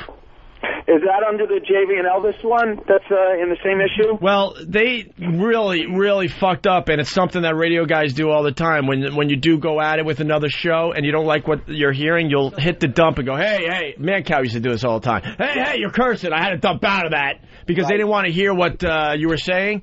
Well, Mike backs us up. Subject, not one curse word from Jimmy. Are these guys serious? Way to be team players and respect when one show has something going and giving weight to them. They would have wanted to do the same exact thing you did if the situation was reversed. There is no JV in team. I dropped the F-bomb within the first, minute of the conversation, and then I realized I'm not just, yelling at ethnics in my car driving home. So I stopped cursing after that. But no one else was cursing after that, and Jimmy wasn't cursing. No, I was yelling about something. And then you were burying them, and they had no response, so they dump and say, "Oh, Jimmy cursed." And then come say it to my face. That's what you say? That's what your idea... I'm going to beat you up. Oh, shut up. Beat you up. Oh, go shit in your hat. Go shit in your hat. Talent? That's why you're not in fucking mornings. Yeah, why don't you beat up all the other morning guys around the country, and then you can take their spots while they're in the hospital healing. I went with the whole board op thing. I'm like, oh, all right, a board op that's on the side of all the city buses, a board op that is a star of a TV commercial, a board op that sat on Letterman's couch. I have to go, boys. I'll see. I have a plane. Kenny's been outside. He's calling me because I have a flight. What happened? My vehicle now. What, Sam? Hold on, Sam. Hold on. This little girl has something to say. Yeah, what's up, Sam? They just said that the station manager has told them to stop talking about you guys and that. I'll do what management told you. That's how, you know. Ed and I made our names for ourselves by listening to management, you dopes. You don't even know what good radio is when it hits you in the face. Ed and I know how much trouble Ed and I got in over the years when management said, don't do this, don't do that, and we just continued. They actually yanked us off the air a few times, and guess what? It created amazing talk for the radio show. But you guys are going to be like good little boys because you know you have nowhere else to go, so you're going to have to listen to management. So they told you to shut up, and guess what? You shut up. And this is the board I'm talking. Let's see management try to tell us not to mention them tomorrow. Right. We'll talk about whatever the hell we want. Always have, always will. It costed us our jobs a couple times, but we'll continue. Bye, guys. Anthony, good luck today, man. I'll see you Monday, man. I have to fly because Kenny is outside and I got a fucking flight. Have a good flight, yeah, and I'm taking off too. Who's left with that show? Jesus, what time is it? I don't know. Oh, you did 10 minutes overtime. All right, 11 minutes of bonus time. That means next week we start coming off XM at 8:40. That's right. All right, sweetie. I'll see you Monday. Great job, man. I'll see you guys. Blah blah blah. All right, but hope everything works out. All right, I'll see you Monday, man. Bye, guys. Bye, Jimmy. Wait, Jimmy. I have to, dude. I'm really late. I was supposed to leave like 10:30. But I'm scared. Don't be scared. I don't know. I'm scared. You have boss here. He'll kick anyone. I never got to do my own show. I just push the buttons usually. Put Travis down. I'm scared. This kid's got magnetism. I'm scared. Oh, I don't know. What do you think? Should I continue? You're sure? Yeah, why not? Just plug my gig. With these two? I'm sorry. I'm sorry. Jim Norton at the Improv in Pittsburgh all weekend long, starting tonight. We could do line of the day and get out of here. You guys want to go to noon for us? Who, me and Bonnie? You got anything in you? I'll go out. I mean, if you want us to, I'll do it. It's kind of hard to follow. Yeah, I know. There was like some amazing radio over at FM, and now... Why don't you be like reporters and just do like the post-show wrap-up? All right. So then there's not much pressure. You take calls and what you're feeling. They'll say something, then you could comment and stuff. All right, cool. All right, we'll do some post-show. All right, Bonnie and Rich will be doing the post-show today. Line of the day, sponsored by Bodog. If you want to vote for line of the week, go to iliketolisten.com, iliketolisten.com. We'll be announcing that tomorrow, I guess, right? And if you want to learn to play better poker, go to bodog.net.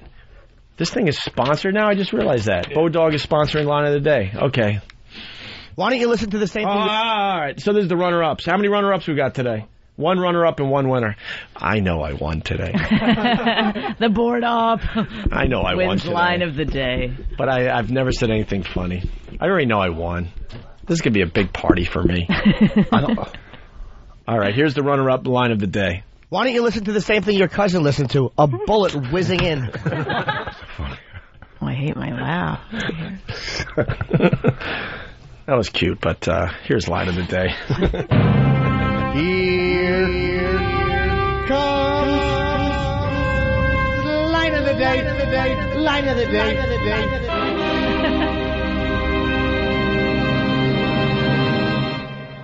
I would have loved to have gone to that wake. You got the coffin and then a whole hat box to the left. Look at that. Aw. Bless your heart, Opie. I needed that today because they hurt my feelings over there. Oh, it's hard. That was about the girl out of nowhere didn't like Kenny sing and Secret Asian Man, thought we were making fun of retards.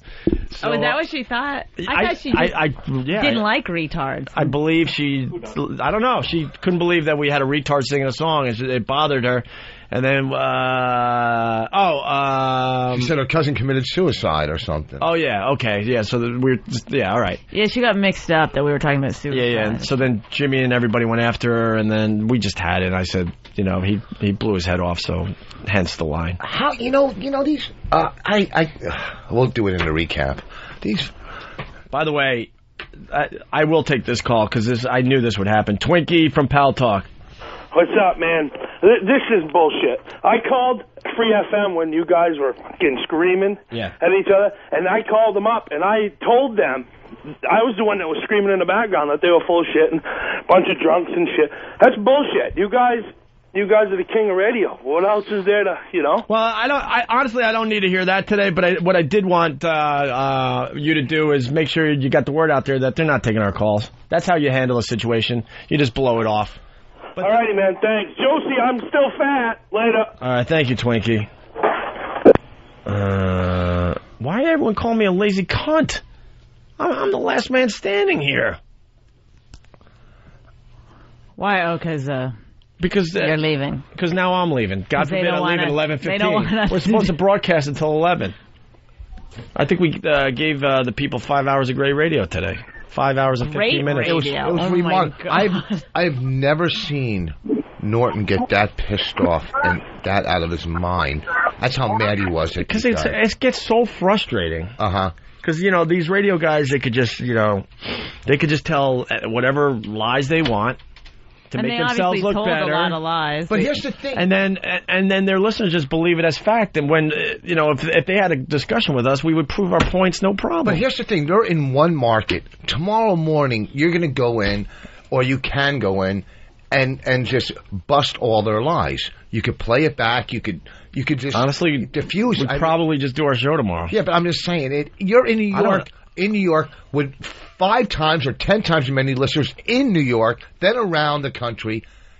They're crazy. It's like WB starting a war with NBC. It's ridiculous. If anything, they should be kissing your ass. Wait a minute. WB is too high up, I think. Yeah. WB starting a war with CBS. It's like the Wii network. The Wii network. The Wii network. Starting a war with Katie NBC. Couric would take on who? You think? I'm just. I can't think of it. What other? I wish I knew a WB show, which it's now CW, right? Everybody loves what does Chris. CW stand So maybe for? it would be the Undertaker taking on Katie Couric. You know, it's whatever. It's you know. Now let's really think about do this. Oh my God! Why am I alone with this ass? Why am I alone with this dope? I'm giving a good analogy, a good comparison. Yeah. That if anything, we have our pride. You know what? Your pride, bull. So it's a what? It's a TV war now? No, I'm comparing. It's a comparison. A comparison of what? That we're bigger than them, and it was stupid for them to take us on. It's like an open micer starting a war with a headliner. With a big national headliner. It's like a kid starting a war with his parent. It's like a little baby lamb starting a war with a lion, right? See, you know what I'm right? Saying? Yeah, Am I you're getting right. it? You know what I'm saying. You talk Voss, that's great. My problem is I don't talk Voss yet. Oh my God, Rich. No, you know what I'm saying. Listen. Did you ever fight Marvin Hagler? It's like a CD starting a war with the Nano. It's like when you fought Marvin Hagler. Listen, thank you, Anthony. We walked into a very Anthony. Oh. Opie, I am so sorry for leaving you. I'm listening to this, and I wanted to change to JV and Elvis. I swear to you, I apologize so much for leaving you. I want to sound so distraught. I want to let people inside my head for a second. This is how twisted I am. I knew this would be painful, but for some reason I wanted to go through the process. I swear, this is my life. Like, I watch TV shows I hate and I get pissed off. I am sitting here out of curiosity to see what this dope will say next. The WB competing with NBC. They are. And he doesn't even, like... No, yeah, they do compete. Good point, Ed. It's like... But he doesn't even say it with a smile like we're supposed to sit here and be on the edge of our seat with every word that comes out of his mouth. It's like Pepsi competing with Coke. No, it's not Pepsi competing with Coke. It's like that other one, you know? What other one? The real cheap one. Right? The one that says cola? Yeah. I mean, what? Oh, what a dolt. Oh, my dear, sweet Lord. You know what he does all the time? He'll he will accuse me of making words up. That if I'm just speaking normally, if I use a word proper words, he'll accuse you of making them up. Yeah. Yes, that figures.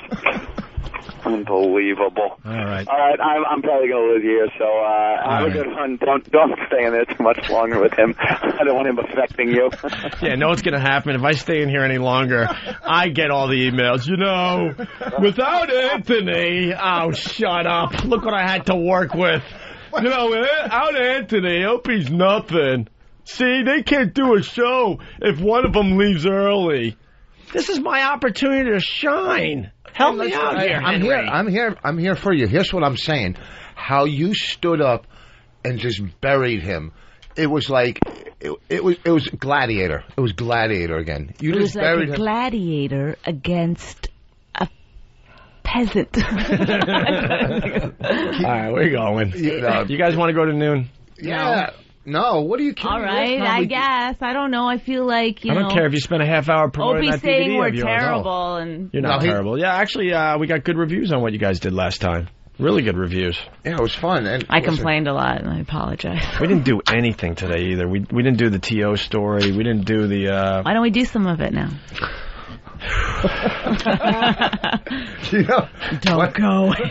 Look at me looking like, all right, why not? What? Oh my God! Dan, what do I do? Why? What do you have? What do I do? Break and run. Break and run. Yeah. I mean, but you know, JV Elvis, didn't they say that he was like, yeah, I'm going to tell them today that we're not going to do it anymore? Then, yeah, right. We got that on tape. Yeah, so then why did they cave to management when the management said stop talking? I really don't know. Well, here's the thing, too. That would have been their... The first time I went into their studio, like I was on O&A, we were on O&A at XM, and then I had to go do JV and Elvis the first time. So O&A go, we're going to play this, or, you know, they were playing bits of O&A, of JV and Elvis that were hack. So we went over there. You were with me, man. And they go, we heard you were making fun. And before we go in there, he's calling me out. This guy wants to fight everybody. Oh, right. Right, he's going, you know, if you got a problem, I don't even know you, right?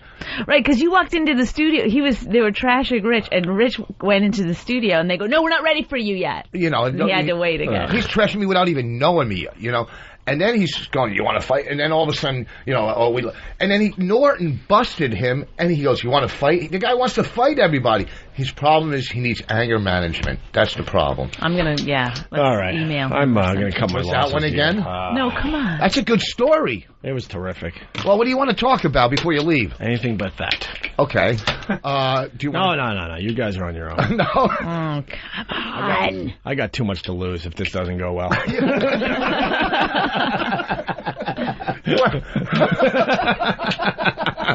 See, I'm funny, right? Yeah. It's not worth the risk. You got to know when to punch out. Well, we can handle it. We can take it. Listen, see, my stock could go up if I stay and really, really do some funny stuff. But if I fail, it's going to hurt me. You know what? The risk and reward. It's not worth. Right, exactly. It's not worth the reward. The risk you got to take. But we'll handle it because. All right, you guys will do the last half hour before Ron and Fez today, okay? Easily, yeah. All right, guys, it was an amazing show today. Anthony's drama was amazing. If you didn't hear it, if you're tuning in now, you might want to listen to the replay today. He's almost ready to take his meeting. And Yeah, just say that, because we'll keep the radio tease going. We don't want to tell people the ending before they hear the show. Oh. Because a lot of people don't hear the show until the replay anyway, as far as the XMers go. Well, thank you for having us today. Bill from Waterford, hey, guys. Are there any plans to change the name of the show to The Board Op, Funny Man, and Guy with Insane Girlfriend Show? Rolls right off the tongue, doesn't it? Let's say hi to Andrew in California. Hey, guys, I just want to congratulate you on yesterday's show. That was the most amazing broadcast I've ever heard in my life. The only thing that could top it is nuclear war. Well, yes. That's coming, too. Trust me. It was a wonderful program. Yeah, thank you. Chock full of surprises, stories, things. Who saw them coming? Yeah. Wow. Yeah. Actually, we all saw it coming. It was all just that underlying tension that had been there the whole time. But that just exploded yesterday with JV and Elvis. I really believe this is the only radio show in America where you got to listen every day to the entire show. Yeah. Because at any given moment, this whole thing could just explode. It's like a soap opera. We're either going to blow ourselves up. We're going to done that though before. I mean, any moment something crazy could happen on this program. Because it's a real radio show. With real people. We try not to pull out the radio voice and do things like typical hack radio. It's pretty much just us throwing it out there. People seem to enjoy that. Well, where do we begin? Yesterday's show was just amazing. And I'm not going to explain it to the newbies out there. You really just got to get hooked. You missed out. We call it the O&A virus for a reason. Get hooked so we don't have to, explain things over and over again. But Anthony had a situation. A situation. A personal situation. That was remedied yesterday. Yeah, girlfriend is back home. Oh, she's actually here today. She's here today, but I mean she's back home. Spending the weekend in the city. Very nice. Going out. Want to see Lynch's play. Who can get me tickets? Wedding singer? Yeah. That's easy. That's the... Oh, Jesus. Don't make it sound like it's easy to get. Why? Because he's our friend. You don't want to go, you just walk in, the seats are empty, you sit down, they don't even know. No. This is the deal. It's selling out like crazy, but there's a block of tickets that they just keep for friends and family. It's one phone call. It's easy. Good. We'll do that in between the two shows, okay? But so Anthony just spilled his guts yesterday, got very personal, very emotional, very compelling, and thank God it had a really good ending by the end of the show. So we decided, stupid us, that the radio was so damn good yesterday that we needed to go a little later on this station here in New York and on our stations across America. I don't even know who kept going with the show. I'm sure a bunch of dummies out there decide, we'll go to our classic rock now. We've heard enough. I didn't even think about that. Yeah, the affiliates. We just threw the word out. We're like, look, we're going late today. Mm-hmm. If you want to continue, do so. If not, then play your stupid twofers or your block party weekend sweepers or your 5 o'clock funnies, whatever the crap you do to fill time until we're back on the radio. So we did an extra half hour, and then we did the walk over to XM, and then we did our XM show. Yeah. That's what we do. We do 2 radio shows every day. I think most people understand that at this point. I think it's been written about. So then we're over at XM thinking, wow, man, that was a crazy morning, 3.5 hours of Ant spilling his guts, and just, everyone's on the edge of their seats, wondering what the hell's going to happen. Ant sounded like he was going insane. He sounded like he was going to... Frustration. He was going to go to the hospital and do some kind of breakout to get her out. Breakout. I thought it was going to end with your arrest. I'm not even kidding. I'm not even kidding. It could have. So then we're doing our XM show, and we get word that JV and Elvis, who follow us here in New York, are trashing us because we went late. Yeah. And my whole point to that was, if you don't get why we went late yesterday and it was one of those things, then you just don't belong in radio. Don't understand radio. You don't belong in radio. It's some of the most compelling stuff you'll ever hear from a radio show, which forced us to go late because we had commercials backed up, we had guests backed up. Mm-hmm. And their point was, well, they could have interviewed Pedro over at their XM show. No, we couldn't. He's a very busy man. He's a Hollywood actor with publicists around him. And he was here. We had to get the job done. We promised an interview with Pedro. Nice enough to sit around, too, for a while before we talked to him. So then they took some lame stabs at us saying, oh, that was worth going late. That interview was... compelling. Oh, wow. Really great interview. So we got him on the phone, and we beat the crap out of him. And we beat the crap out of him really bad. Yep. But these pussies... They used these old hack radio tricks that people with no set on them use in order to make it sound like you're getting the upper hand. One of which is turning down the volume of whoever you're arguing with. Yeah, we got him on the phone on our XM show. Here's the beauty of what I'm about to say. So we're going at it.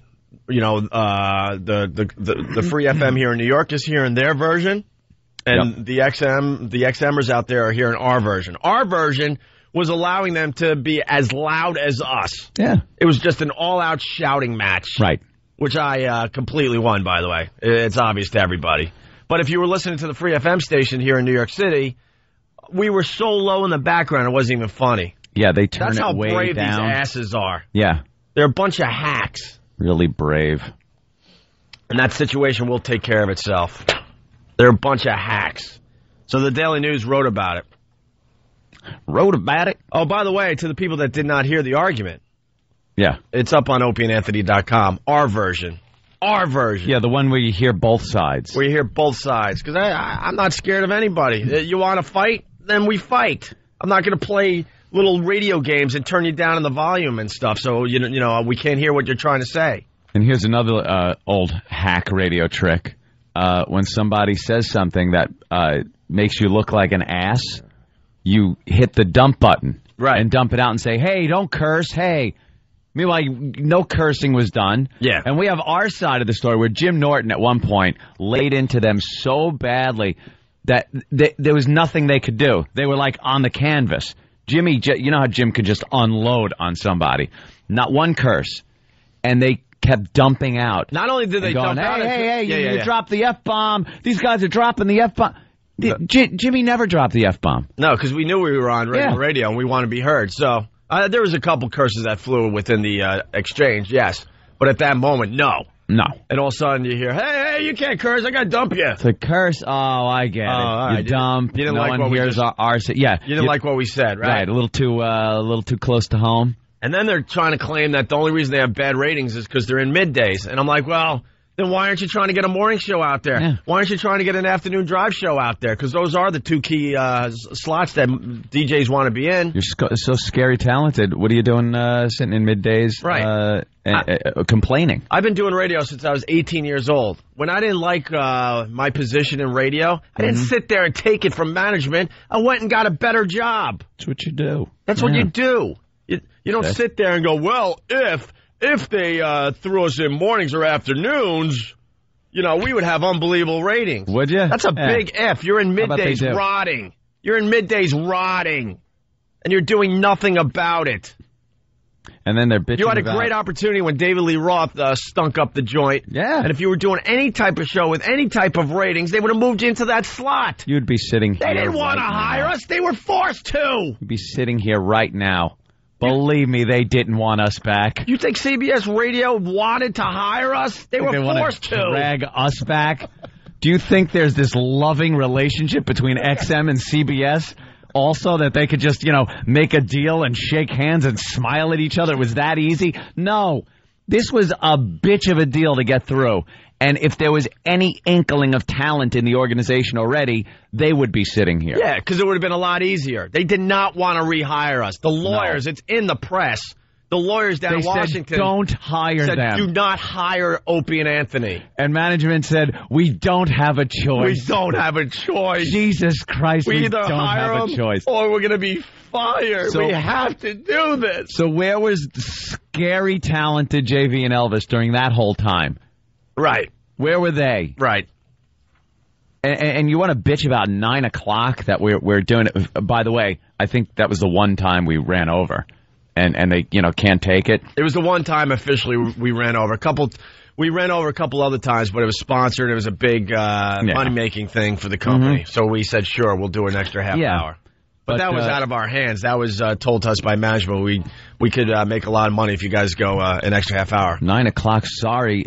We'd love for something to work out where we could actually be heard on terrestrial radio until 10, because we don't like the idea that a quarter of our ratings are based on what they're doing, is averaged in.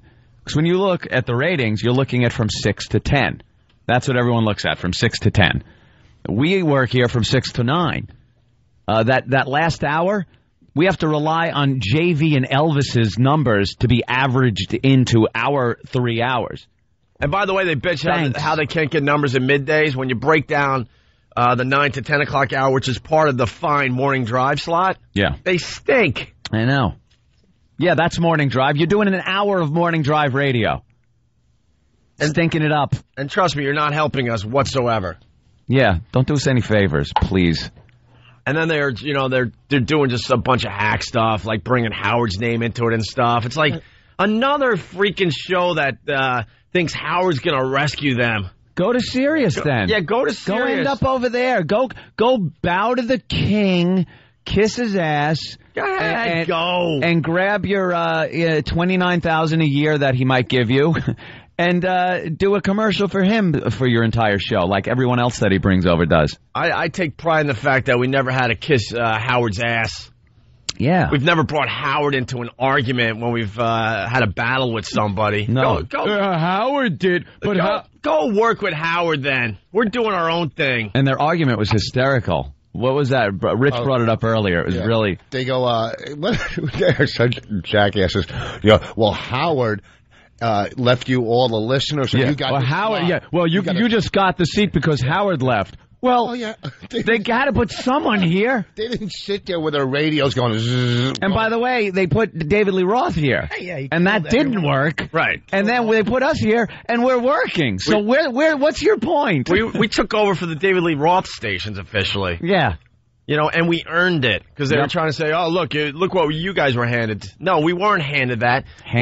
Before we screwed up royally, we were syndicated an afternoon drive to 1920 stations. Yeah.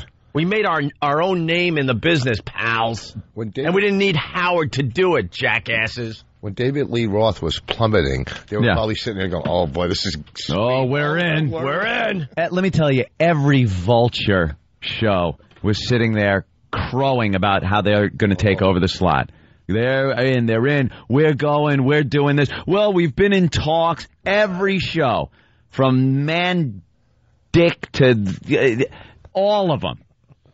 And we just sat over at XM going, let's see what happens. And I don't know if Howard's going to allow you to drink on the air, so you might want to see if that's possible before you accept a job over there. Yeah.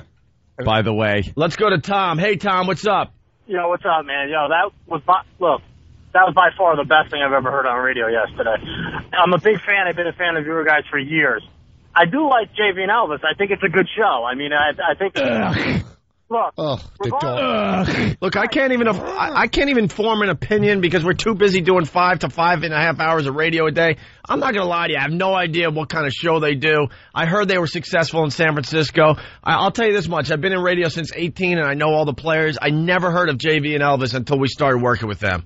I just never heard of them. I like the fake radio voice. Because now I'm hearing they claimed in the past that we ripped them off. And the complete dishonesty. Is that part of the show you like? The complete dishonesty? Every show BS is around. BSing around is one thing. Complete dishonesty is another. Look, how would you guys feel like with that show? What about the guy from Philly who filled in for him? I don't know if that has anything to do with Barsky. Yeah, Barsky's pretty good, actually. Yeah. You think that guy's better than they are? Dude, you got to be. I'm saying Barsky's pretty good. I have heard Barsky over the years. Well, yes. I thought it was the most horrible show I ever heard on New York radio when that guy was on. I'll be honest with you. All right. Well, that's... You guys are by far, one of the best shows out there. Oh, you don't have to tell us that.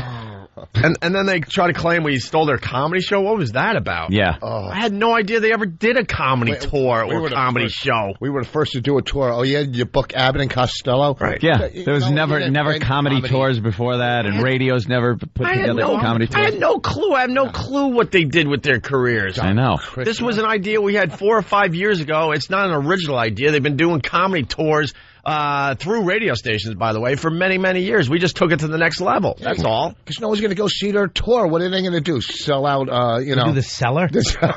Yeah. They actually said we stole the idea from them. Like, are you... That's what we do. Do you honestly think I know the first thing about you guys? Oh, it's funny. And then through the argument, one of them had to say that I barely talked to him in the hall. I don't have time to talk to anyone in the hall. We leave this show and someone gives me a wireless mic because we have to continue broadcasting. We're still doing a show. Right away. We're still doing a show. We stop and chat.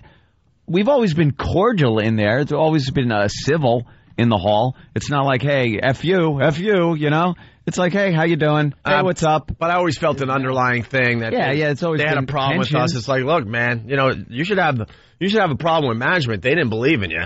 We have nothing to do with this. If they believed in you, you'd be in afternoon drive or morning drive. Right. They don't believe in you. Yeah. The writing's on the wall. So you as a radio show and as an air personality, go find a better job. That's what I did. That's what I did time and time again. I didn't sit there and wait for management to finally realize that maybe I have something to offer in radio. Nope. I went out and searched it out myself. See, CBS taking you guys back. You're saying, you know, I mean, that's like taking your old girlfriend back that had slept with the whole town. You're going, yeah, all right, I'll take her back. You know what I mean? It's the hardest thing that they had to do was take us back. The most difficult show to get on the air for CBS was the Opie and Anthony show. It was so difficult to do, but that's what they felt they had to do to be successful in mornings. And they've never done this before. You're still on another radio show. It's ridiculous what they had to go through. It's retarded that you're on satellite and free. But that was easier than taking JV and Elvis and putting them in mornings. They have you walk a block and a half every day. Yeah, and walk a block and a half and wire us for sound. Like the FBI, we're friggin' wired for sound walking down the streets of New York. It's ridiculous. JV and Elvis don't know that Pereno was ahead of them. It's a spot. Wow. Thank you, Rich Voss. Anyway, the Daily News, the headline, a nasty case of air rage at Free FM. A surreal story that began when WFNY morning co-host Anthony Cumia's girlfriend was involuntarily committed to a psychiatric hospital. Cuckoo! Led yesterday to Anthony and his partner Opie exchanging a torrent of loud insults on the air with the Free FM team that follows them, JV and Elvis. The volume of this exchange and the fact it involved hosts from the same station made it sound unusually intense. JV and Elvis said Opie and Anthony aren't as successful as Howard Stern, and that while Anthony's funny, Opie is just a bored operator.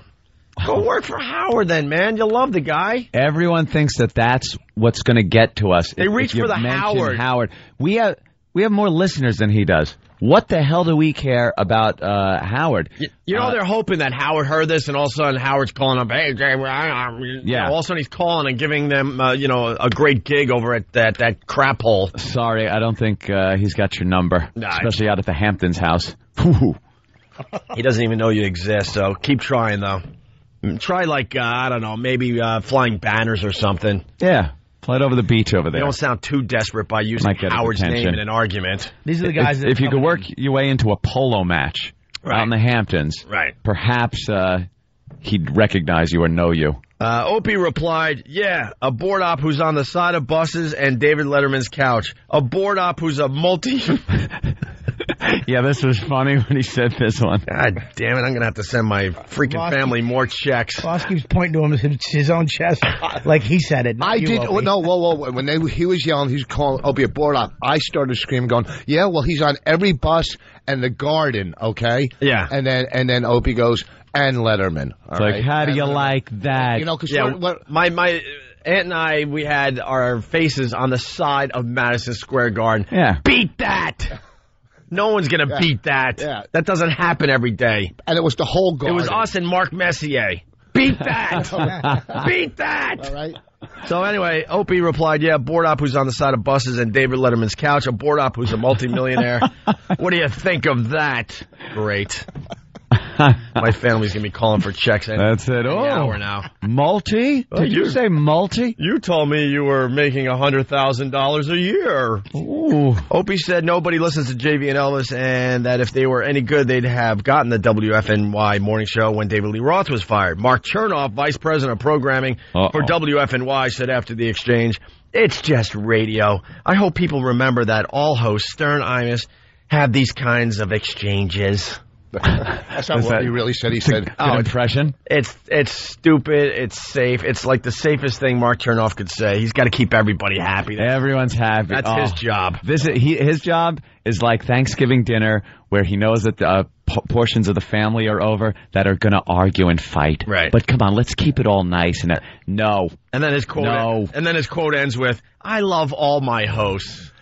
Oh, he didn't say that. Tell me he didn't say that. What he really said is, who's JV and Elvis? The drama began with Anthony talking about how his girlfriend was committed and how he was working to spring her. Spring. Opie and Anthony host 6 to 9 a.m. on WFNY, simulcast with XM, then 9 to 11 on XM alone. It sounds complicated even when you read it, what we do every day. What Chernoff said, Kumia's story was compelling enough to for them to stay on WFNY until 9:30. JV and Elvis, who do 9 to 1, grumbled about losing the time. One called them from XM, and the discussion quickly escalated to schoolyard-style yelling. Schoolyard style? And at that point, they turned down our volume because they're a bunch of pussies. Yeah. We kept them up in the mix the entire time. Our version is up on opieandanthony.com. Oh, you'll hear the XM feed, which has where we weren't cursing, and they were saying, you could hear them actually saying, hey, don't curse, hey, we had to dump out of that. You could hear it. Oh, what? There's Mark Chernoff. Oh, Mark is with a fake gun to his head. Making the gun to his head gesture. Say hi to Imus for us, will you? A schoolyard-style yelling. Opie also said WFNY's parents, CBS, wants me and Anthony to do the 9 to 10 hour, which is true. But who would that? That's kind of like obvious. But now all the XMers are scared. XM is pretty much not going to allow that. I don't think they're going to allow that anytime soon. I got to, calm them down because the email just went nuts. Eric Logan is getting emails from pests like crazy. Well, now we have to do 6 hours of radio, I think, to keep everyone happy. Which we just might do. You never know. Something like that. It's going to be a regular 8-hour job, 40 hours a week. Yeah. You're going to do it from cubicles. That's it. Let's see. Elvis said later that when the call ended, he and JV were told to stop on-air discussion of it. They were told to stop, and like good little boys, they stopped. That's why you're still doing middays, by the way. Yeah. That's why you're still doing middays. Ant and I never listen to management. For the time being, they are. Who knows what the future will bring? Ant and I never listened. Who knows? We kept things going to the point where we blew up our own careers. And we'll do it again. That's right! We don't care. WFNY is the lowest rated major FM station in New York, though O&A are in the top 10 among their target 18 to 34-year-olds. Of course. This gets us attention, said Mark Chernoff. Attention is good as long as no one gets hurt. Oh, no. Stop it. Where is he? Did he say that, too? Oh, my God. As long as no one gets hurt. As long as no one gets hurt. Well, those microphones could put an eye out. Well, he did threaten Norton, JV. Come on, say it to my face. Oh, yeah, because it always turns into all these guys, anybody that decides they have a problem with this show always starts with the fight thing. They want to fight. You want to brawl? What do you want to do? What? Well, I say bring it on. I say bring it on. I don't give a crap. Oh, yeah. I really don't. I'm ready to go. I talked to Bobby last night. He goes, oh, man, maybe we could scrap tomorrow. You ready to scrap? Yeah, I don't really. Bobby wouldn't mind. Right after this. Huh? Right? Yeah. Right after this show today, those guys are the ones that... I really don't care. I mean, right? you know, please. I'm going to stretch in between breaks. What, Mark? Stretch Mark? I'm not popping a hamstring. Please, I don't care. I'm Papa Hammy. Papa Hammy. You know what happened last time? I broke my knee, man. Yeah, that's all we need. Great. That's our guy. I broke my knee, man. Just be getting kicked in the stomach. You guys will walk out and do the walkover. Hold my hand. So there you go for the most part. Yeah. Our version is up on opieandanthony.com. It's very, very good. It's like 70 minutes long. It is very, very good. I have never seen Norton that bad in my life. Norton was livid. He was out of it. I mean, screaming. And he was, especially when the guy said, hey, don't curse. You know what I mean? It's like you being accused of something you didn't do, Because I think that was at the point where he kept yelling, like, then why are you still in middays? Why are you still in middays? Why are you still in Like, he wouldn't let it go until he got an answer, and they kept dumping, saying that he was cursing. And he's like, I'm not cursing. Always. He was pissed. And one thing I'm a little upset didn't make the paper, but made the radio trade websites and blogs and everything, was how do we have the actual quote here? I liked it from yesterday's blogs. What? The part that they left out. What? One of the most important parts, where I was during the whole exchange. Oh, yeah. I was nude shampooing in my shower. They actually added that to the story yesterday. Thank God the what was it, the Daily News it was in today? Thank God they decided to leave that out. I had to leave early, so I was home in the shower with my cell phone on speaker, shampooing my hair, listening to this whole thing, trying to get a word in edgewise, but my phone was gating out because Anthony showering the nude as the board op, continued for another hour and a half by himself with little Jimmy Norton. There was actually it was me and Jimmy. I shouldn't say by myself. It was you guys just killed, and there's no way to get in on Opie on that one, on those type of situations. It really says it. What? Oh, great. Hold on. Here, give me the whole story. We got to take a break, but give me the whole story. Thank you. Another article on this. Opie and Anthony, JV and Elvis battle in on-air argument.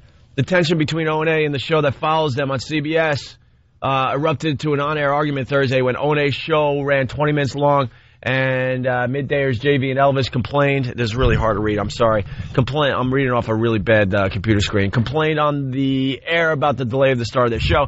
O&A's show stayed on the air late because of the continuing battle between Anthony Cumia and officials at a hospital over an incident in which Anthony's girlfriend was involuntarily committed after being taken to the hospital ill and in an intoxicated state by an alarmed Anthony. Where's my drunk kooky girl? Anthony's telephone argument with a hospital representative kept the show on the air past the usual 9 a.m. crossover to XM satellite radio. Meanwhile, JV and Elvis complained to FNY management and then on the air about the delay. After O&A moved over to XM about 9:20 and got wind of JV and Elvis on-air complaints, they called into JV and Elvis show to confront the middayers.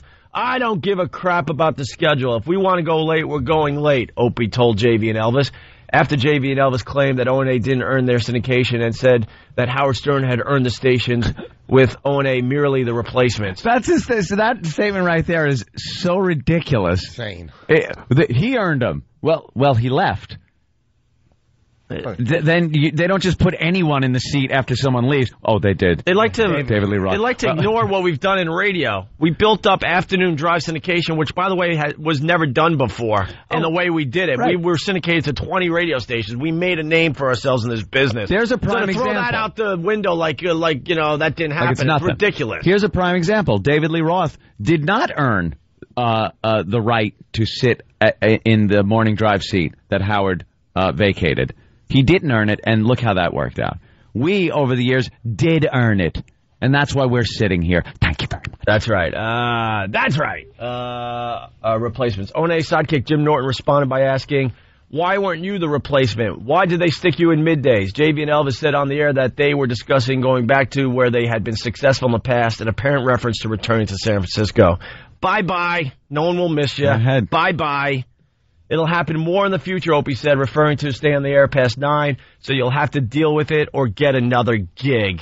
JV and Elvis continued trashing the morning show, denigrating Opie as a board op. That is the hackiest thing at this point, to call me a board op. Oh. I mean, the reality is I make a lot of money, and, the company could save a crap load of money if I was truly a board op. But the reality is I'm a genius, and I get paid to be a genius. So deal with it. And your modesty is something to be spoken about. Yeah, I know. But they're pushing me now. I've been a humble broadcaster for many, many years. Trust me. But if you want to push me, screw them now. If you want to push me, the reality is I'm a genius, and I get paid very well to be a radio genius. How do you like them apples? Nothing better than seeing that divine spark hit Opie, and then he grabs his notebook and writes something down that is going to get us in trouble. It's like, get somebody hurt. Oh, yeah, exactly. So if you're going to try to get to me, you're going to have to try a lot harder than the old board op thing. And the old, try to divide and conquer. That is the old. By saying Anthony is funny, but Opie is this. It's not going to work. Thanks. We've been at this for 12 years. We're in this for the long haul. I have effed up his life so many times, and he still comes back to work with me. How do you like that, Bob Kelly? Why do I keep coming back? But I do. Broadcasting How do you like that? Genius. If we can't break ourselves up, you're going to be the one that breaks us up, divide and conquer? That old gag? Shut up. Just because you can't stand who you work with. JV and Elvis continue trashing the morning show. I'm getting a timeout from Mark Chernoff. Relax, we're almost done. A timeout?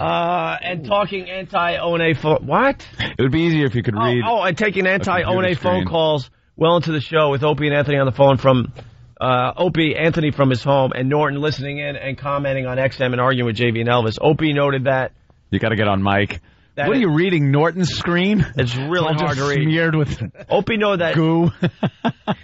that it must burn them up that Abort Op is doing better than them. New midday show coming to Free FM, Anthony laughed, adding that he was nude and shampooing during the whole argument. Okay. Adding that he was nude and shampooing, yes, during the whole argument. It was really hard to read. Which I absolutely was. It was the most disturbing thing, listening to a big argument as I'm trying to shampoo with one hand because I had the cell phone in the other one. Well, in my palatial shower. I want to thank them for the excitement and all that crap, but now we move on, and you guys just become an afterthought. Remain in your obscurity. So we're done with you. I hope you enjoyed your day in the limelight. Wasn't it fun? But that's all you get is a day. Wasn't it fun being part of this whole excitement of the morning show that is the Opie and Anthony show? It must have been fun. Well, bye-bye. You get a day in the limelight. That's it. Through your bone. Howard, you got to respect him, and that's why we still battle it out with him all the time. But you guys, you get a day. Congratulations. You got a day out of us. All right, let's say hi to Ted. Truck stop. Ted, what's up? Hit it, Ted. So, yes, just about the fight yesterday. I think it's ironic because they also have a problem with the back end with the radio trick show that their show's syndicated in San Francisco, and yet they can't get their own show syndicated back in their old market. Oh yeah. Well, we're moving on from this crap. By the way. Yeah, we just enough. They've been in the limelight long enough. If they want to go back there, let them. If they stay here, who cares? It doesn't matter. But I could care less. But we do encourage people to check out the audio of the fight on our website, opieandanthony.com, because it's hysterical. Yeah, that's what it is. I yelled Yakov Smirnoff for 3 minutes straight for the comedy tour. Yakov Smirnoff that they wanted to put together. What was your lineup? Gallagher, Yakov Smirnoff, and Judy Tenuta. I'm like, that's the type of comedians you guys can get. But to claim that we ripped off the idea from them, I don't even know what to say to that. I had no clue you ever even did a comedy show. I'm sorry I don't know much about you. I'm sure that really bothers you, by the way. I know it does, because one of them had to say, he barely even talks to me in the hall. I don't even know who you are. It's because you have you're a drinking problem. Just keep hoping for the All right, just keep hoping for the Howie call. I'm sure that'll be coming any day now. Let's go to Georgia. James, what's up? Hey guys. Hey. Hey, love the show. Been listening for quite a while now. Cool, thanks. I was wondering what happened with Anthony's girlfriend yesterday. Nobody said anything. I sprung her. She's been sprung. Yeah, but how'd you get it out? No, I went over to the hospital, and apparently some of the doctors had heard the show. They heard the show and sat down, spoke with them. They were, pretty much in the mindset of they just want to prevent lawsuits. And that's pretty much what the deal was all about. And I say, it would be nice if I could actually have gotten in touch with some of these doctors a little sooner. That would have been nice. Have her signed out that day. But, that's not the way it happened. But I sat and talked to them. They seemed to be, pleased as punch that they were being talked about on the air. And she's fine. That's pretty much it. She's here. She's actually in here today. I've had that. You got to be very careful. I've actually done alcohol overdose and wound up in the hospital. And they come in as soon as you wake up and they start asking you questions. Yeah. And you have to be very. I had instinct enough to know, to be like, no, this is my first time. Blah blah. Somebody, I gave them all the right answers because they really do want to just throw you in a room. Grab her real quick for 2 seconds. Watch this. But just watch this. Got her out yesterday. Yeah. Brought her home. Everything was completely fine. Not even an issue. I mean, things it says committed in the paper. Committed. Oh yeah, you got to have her say so, because the first line in the Daily News article says committed to a psychiatric hospital. All right, here, baby. How you feeling? I'm good. How are you? Fine, baby. You feeling better? Yeah, everything's great. Yeah, you want to lay down now? You comfy in your pajamas? Oh yeah, I'm gonna go lay down. Yeah. She feels. See, everything's fine. This show is so messed up. Jesus Christ. That's not right. That's her. By the way, that's not Aunt doing a voice. No, that was her. That was actually her. That was her Anna Nicole Smith impression that she's been doing. It's terrific. Josh in Florida, what's up? Morning, boys. Hey. Mr. Bordoff, sir. Yes. I just wanted to say that you were awesome yesterday, but Mr. Norton destroyed. I haven't heard him that enraged since Dragon Wagon and Kenny from San Jose. Oh, Kenny from San Jose. Because we hate dishonest bitches, man. It comes down to that. A lot of dishonesty flying yesterday, and it gets ridiculous. Hey, look at the time. We have to end the show. Oh, damn. Or do we? Or do we? Pick your feet up. You know what? Let's sit back and relax. You didn't even get into his new book yet. Oh, yeah, I know. I want to hear about still to do. I want to hear about the new book. The new book. What? Woo, he just got real comfortable. Oh, yeah, he did. Yeah. What you heard was 2 feet going up on a desk. Kicking back, relaxing, settling in for a spell. Deal with it. Getting back to Busting Vegas, the new book by Ben Mesrick. Yeah. Sorry, Ben, that you've had to wait about an hour and a half. No, I love Dane. It's awesome. Yeah, and I hope you're not even the real Ben Mesrick, and I hope you're his twin. And I hope this interview we're doing is just fascinating. Oh, this is heated. Let's go to Carl in Jersey. Carl, what's up? Opie, you put your feet up on that desk at 9 o'clock. You're my hero. After that fiasco with those dopey bozos, I love you. I'm going to buy XM for everybody I meet for the next 15 minutes. I swear to God. All right, thank you, sir. You're amazing. Thank you, bro. Let's go to Anthony in New York. Anthony, what's up? Hey, what's up, Bordoff? What's up? No, I got to tell you the truth, man. I'm a JV and Elvis fan. Get off the goddamn air. No. You're that Anthony guy that called yesterday? Dude, see, they hang up. Here's what happened. He called their show yesterday twice. Yes. They had to get him to call twice to give them compliments on their show. And meanwhile, instead of hanging on, and he could have said whatever he wanted, let it be known he hung up, because we don't hang up. Justin in the Bronx. Bash us. We're giving away tickets on the walkover today, right? Yes. I hate my name now. What tickets again? It's the same as his. Hey, Justin, what's up? Call me Kathy. Hey, what's up, guys? I was just wondering when this guy's book's coming out. Yeah, when's the book coming out, Ben? Busting Vegas is out in paperback right now. Let's get that all out.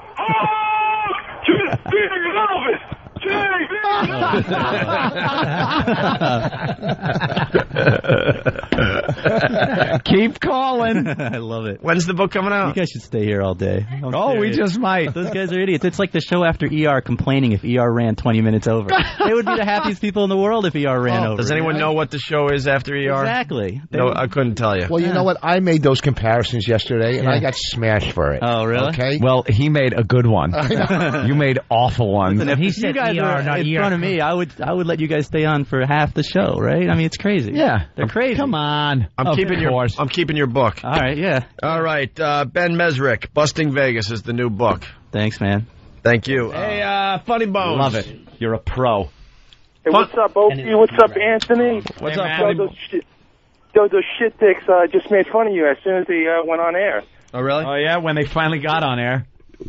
Yeah, well, yeah, when they were complaining about that, too, and some guy named Mark was telling them to drop it, and then they said how they were scared that the pet, when they left the studio yesterday, that they were scared of the pest attacking them. They said, he was carrying a scissor, some crap like that. So, keep up the fight, man. I'm going to go knock your message board again. All right, thank you. If he's scared of the pest, he should just carry a treadmill. They'll back off. We're done with those asses. We did our thing. They had their moment. What? JV and Elvis, part 1 of today's rant? Yeah. What are they saying? Anything worth it? Same crap? Yeah. No, forget it. Come up They're with something. done. Hey, the CD player is jammed.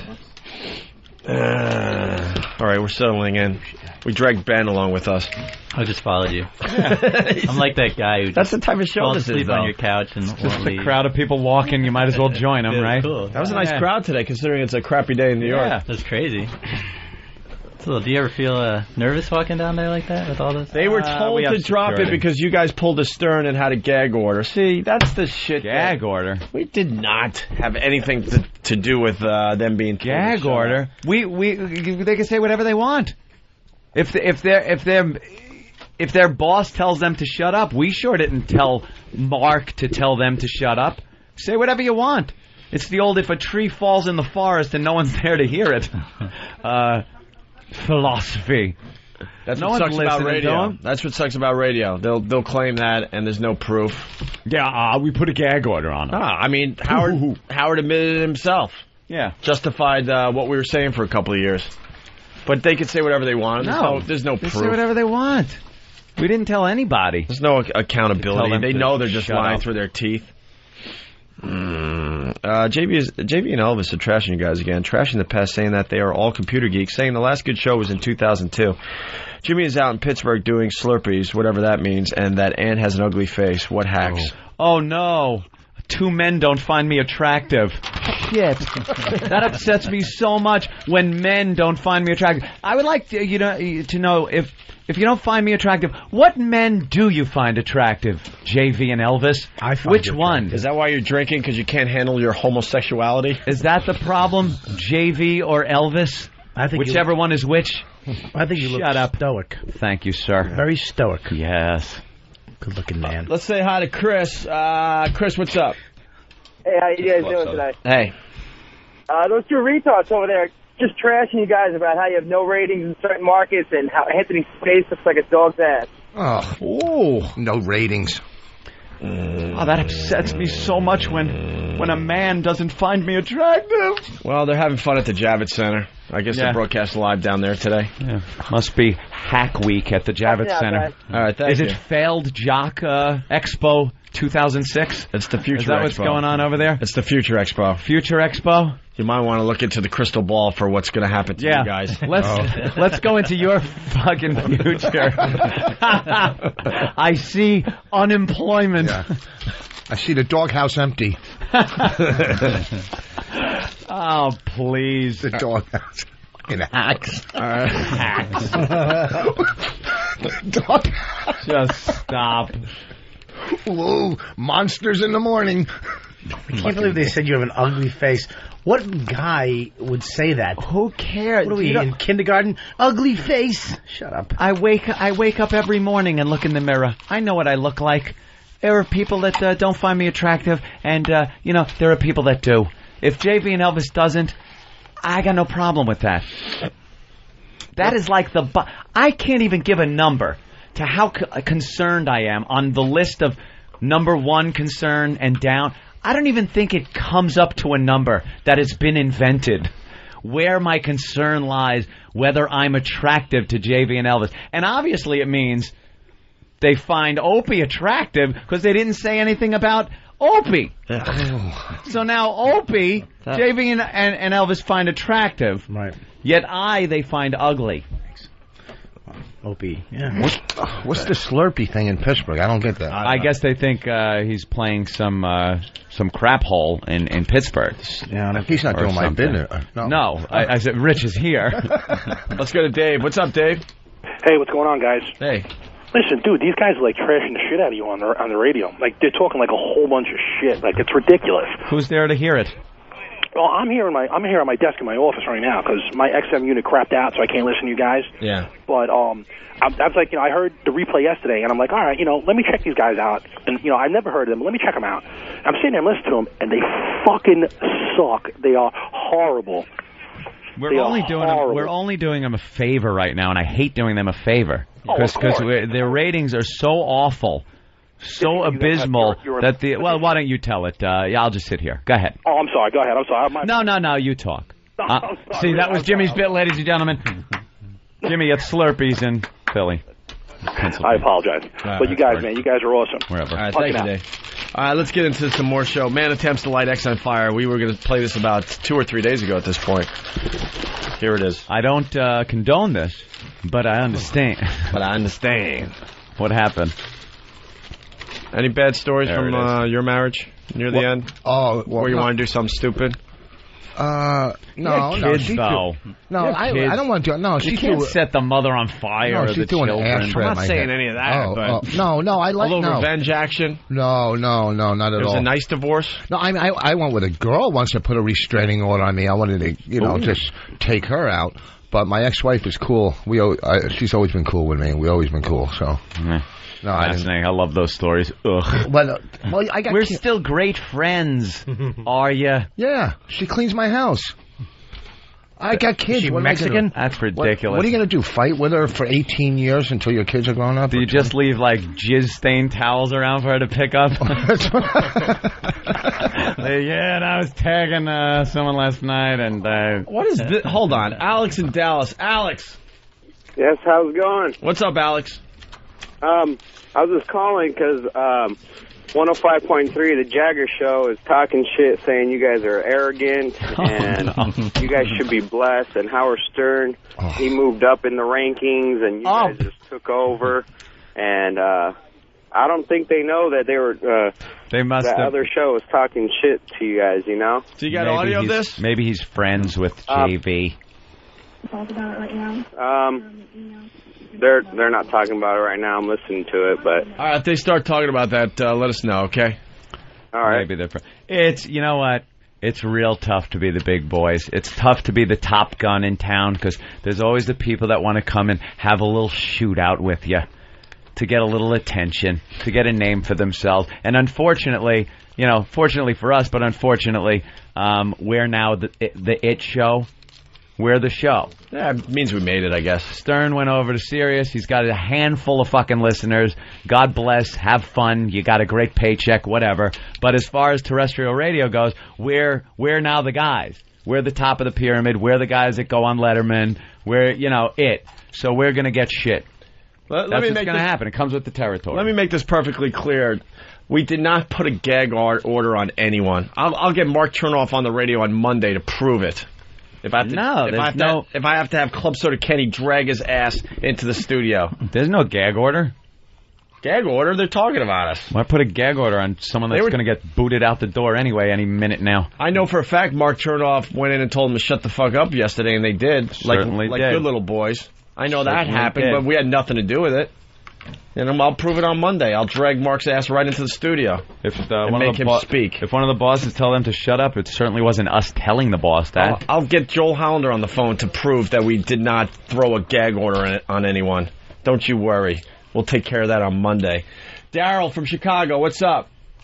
Good morning, Shit Dicks. I got an advertising update for you guys here. And CKG's actually spending some money. They put the commercial on TV with the chick with the big fat ass, which is hilarious, mind you. And the billboards, and you guys aren't that ugly. I don't know what these guys are talking about. So, I think you guys are cute. Have a great day. Punching out. All right, thank you. Thank you, sir. Let's go to Dugout Doug. Doug, what's up? This is just the situation I was waiting for.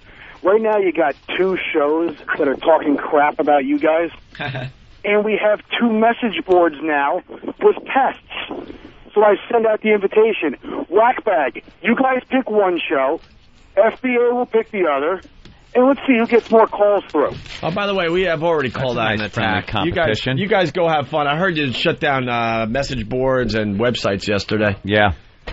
So let's have a friendly competition between the message boards. Let's see who can fuck up the show the worst. We love that our pests are what they say, like computer geeks. They say that. Yeah. Who do you think? Who do you think wins in the battles on radio and over the computers and phones and whatever else there is? Yeah, they're geeks. Watch. Shut your ass right down. Fullblownaids.com or OAExperience.com. And whackbag.com is going to go ahead and pick one of the shows, and we're going to start destroying. Personally, I would like to see Whackbag and FBA get along. I mean, it's so stupid. Yeah, this is a friendly, competition thing. There's other websites that don't get along. They got their own thing going, and, that's why we don't pay attention to them anymore, because they're not fan sites anymore. But I would like to see Whackbag and FBA get along in the end. And this is a friendly competition that benefits what the show stands for. All right, Doug, thank you.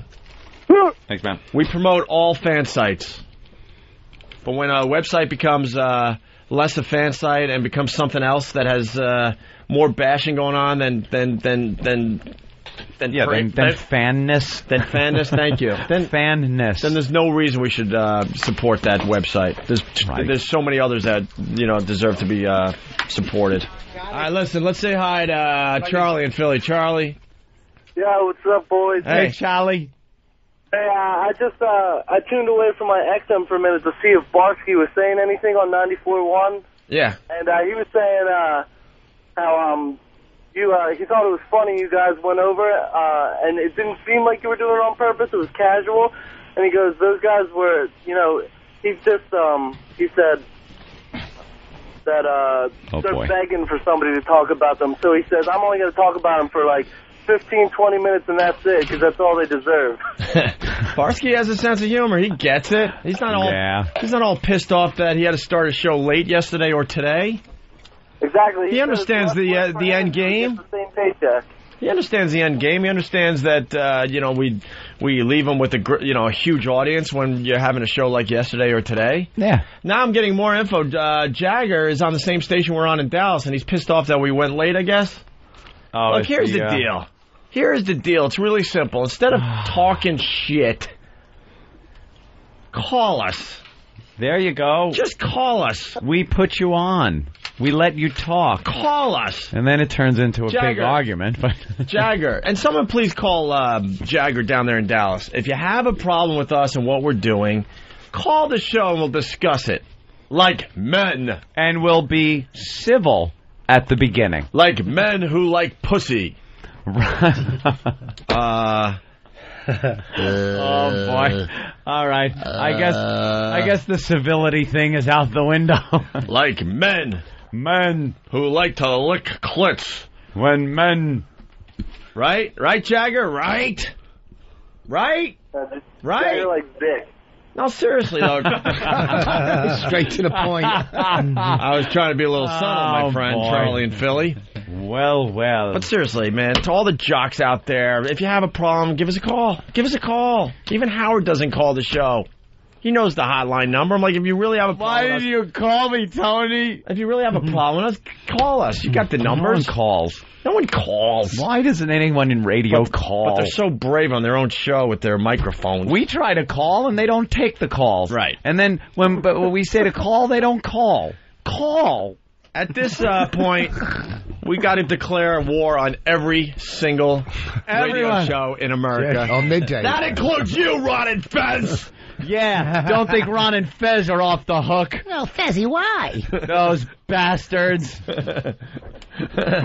Jagger. I can't pot them up. Wait.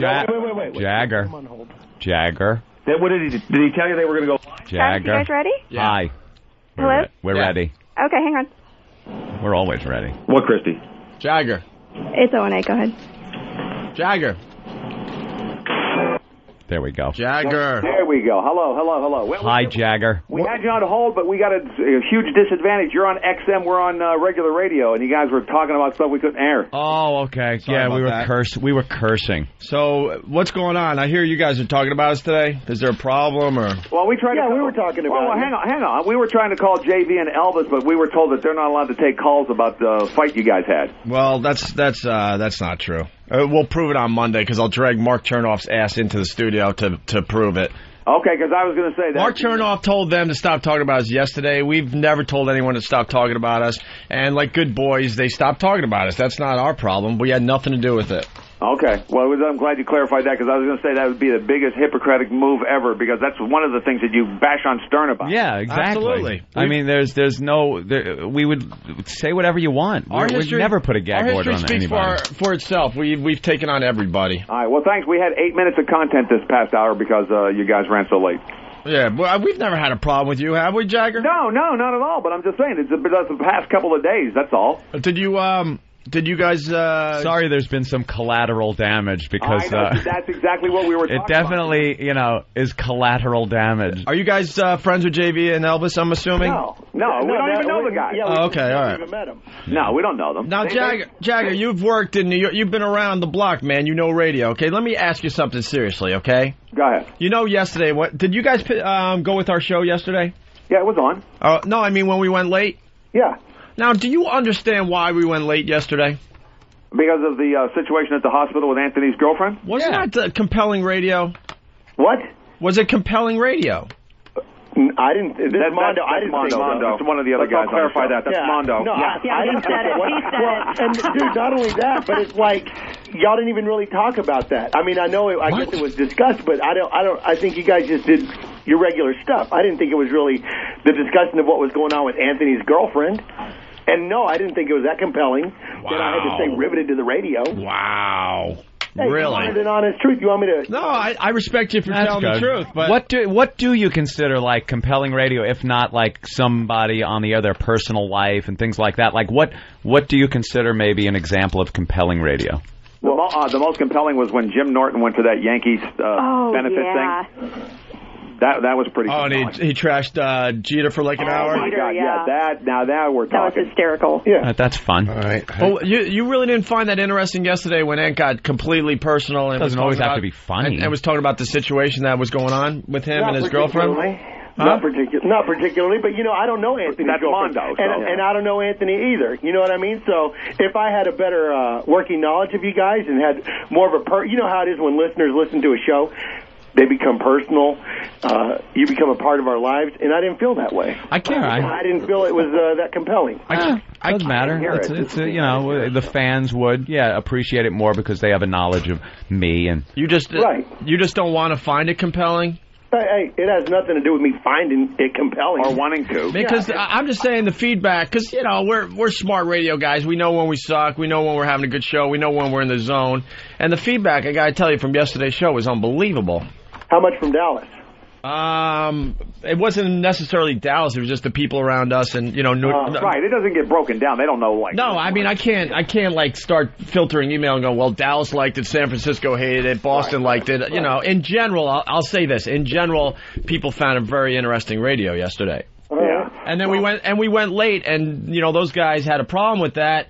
We talked to our WISP in Philly. They had no problem we went late because they knew it was just one of those things. And then today we went late just to bust their balls. You understand? Well, we talked about that. Because it said the last thing they do is tell people to go listen to Whoopi Goldberg. Right.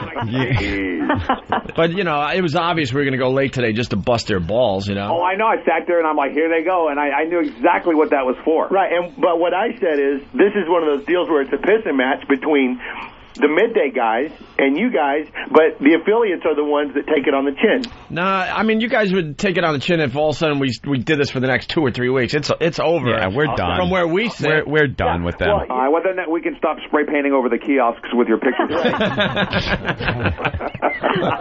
Good God, there's enough of them here. All right, well, I'm kind of surprised, to be honest, that you guys weren't enjoying that show yesterday, but, No, that's Mondo. Listen, that's one guy talking to you. Don't throw that out at everybody. And this is Dean. I'm part of the show barely, but I honestly I didn't hear yesterday because usually before the show I'm crying and drunk and I don't hear a lot. Wait, is that Mondo talking? No, that's Dean. That's Dean. No, this is not Mondo. I have nothing. I'm not affiliated with him. All right. But I was just curious if you could. Look at these pussies in here backing up. No. I mean, I have to say, honestly, I didn't get to hear it yesterday, so I was just wondering if you could just very briefly tell me what was going on, because I know briefly Anthony's girlfriend was sick or something like that, but I guess what I'm asking is why did it warrant enough time that it knocked everything out of whack? Not that that's a bad thing or a good thing. I'm just wondering, what was it about that incident? It was just because it was unfolding as we were on the air. So the thing is, answers were being gotten and put out over the air as things were happening, so it ran late. When the show started, we didn't know when Ant was going to be able to get his girlfriend out. It turned out to be I'm embarrassed to say it, a perfect radio bit, because right when we were ending the show, we get the good news that she's going to be released from the hospital. Right. And I know that sounds like, oh my God, they're doing a hacky bit, but it just worked out that way. That's just how it worked out. It was in real time, so it's hard to cut it off exactly. But when you're getting some real radio from somebody on the show, and you can't all of a sudden say, well, hold that thought, we'll be back after these messages to hear more of Anthony's pain. So, right. we went late, and we got way behind in spots and guests and other things we wanted to do. So when 9 o'clock came around, we had this dude from Employee of the Month, Pedro. Yeah. But now we're starting to hear it might have been Pedro's twin brother. His twin brother. They send he sends Efren Ramirez. Yeah. Well, let me ask you guys this, because again, I'm kind of new to radio, but should you date someone based on the bit you can get out of them? Just as a pointer? Yeah.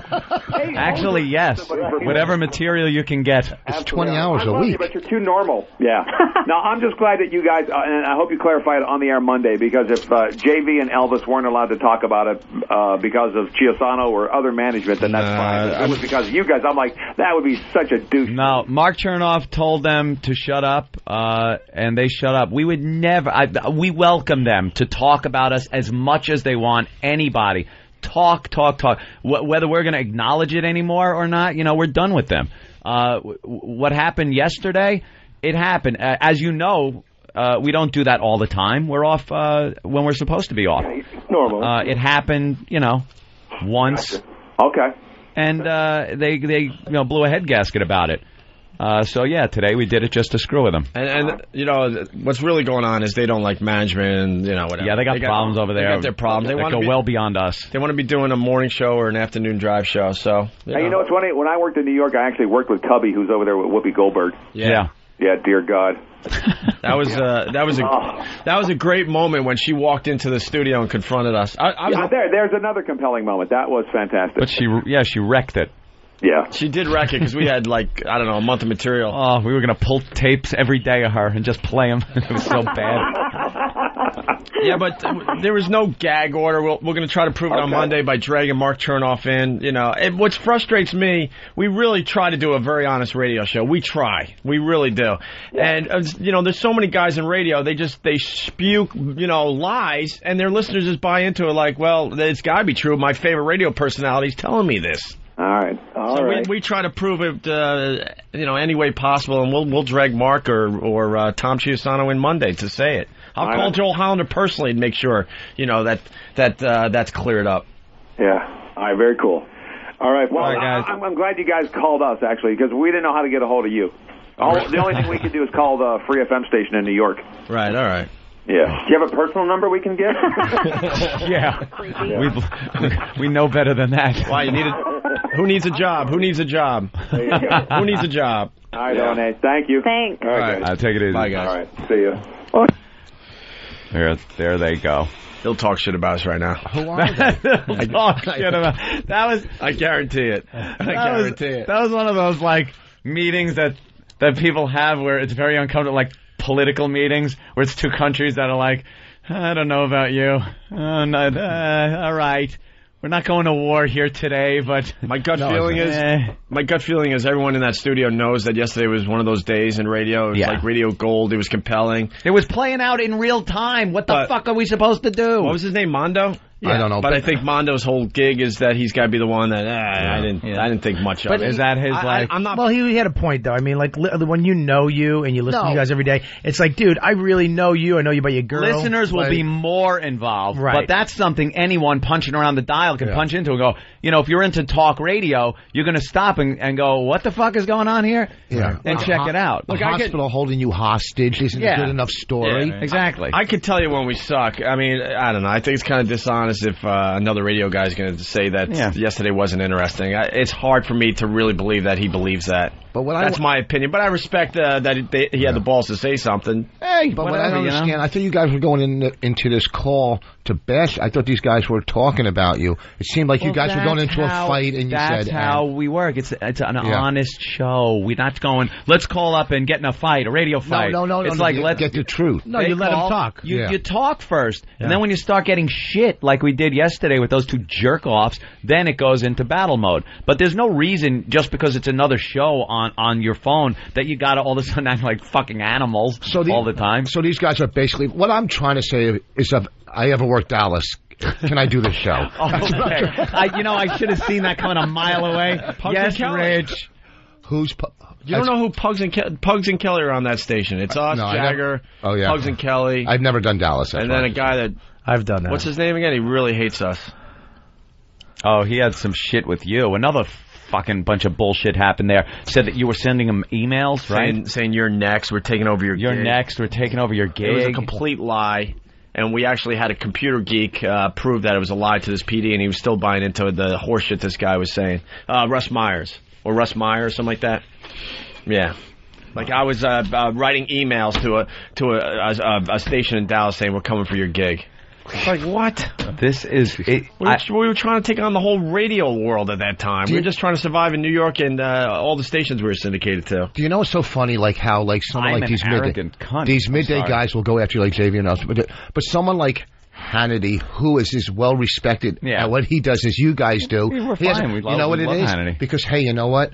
These guys are on my level. I can hang out. Talent isn't afraid of talent. Yeah. Hey, I don't know what's wrong with Tom. Fast Freddy, it was a fucking opinion. Let him have it. We did let him have his opinion.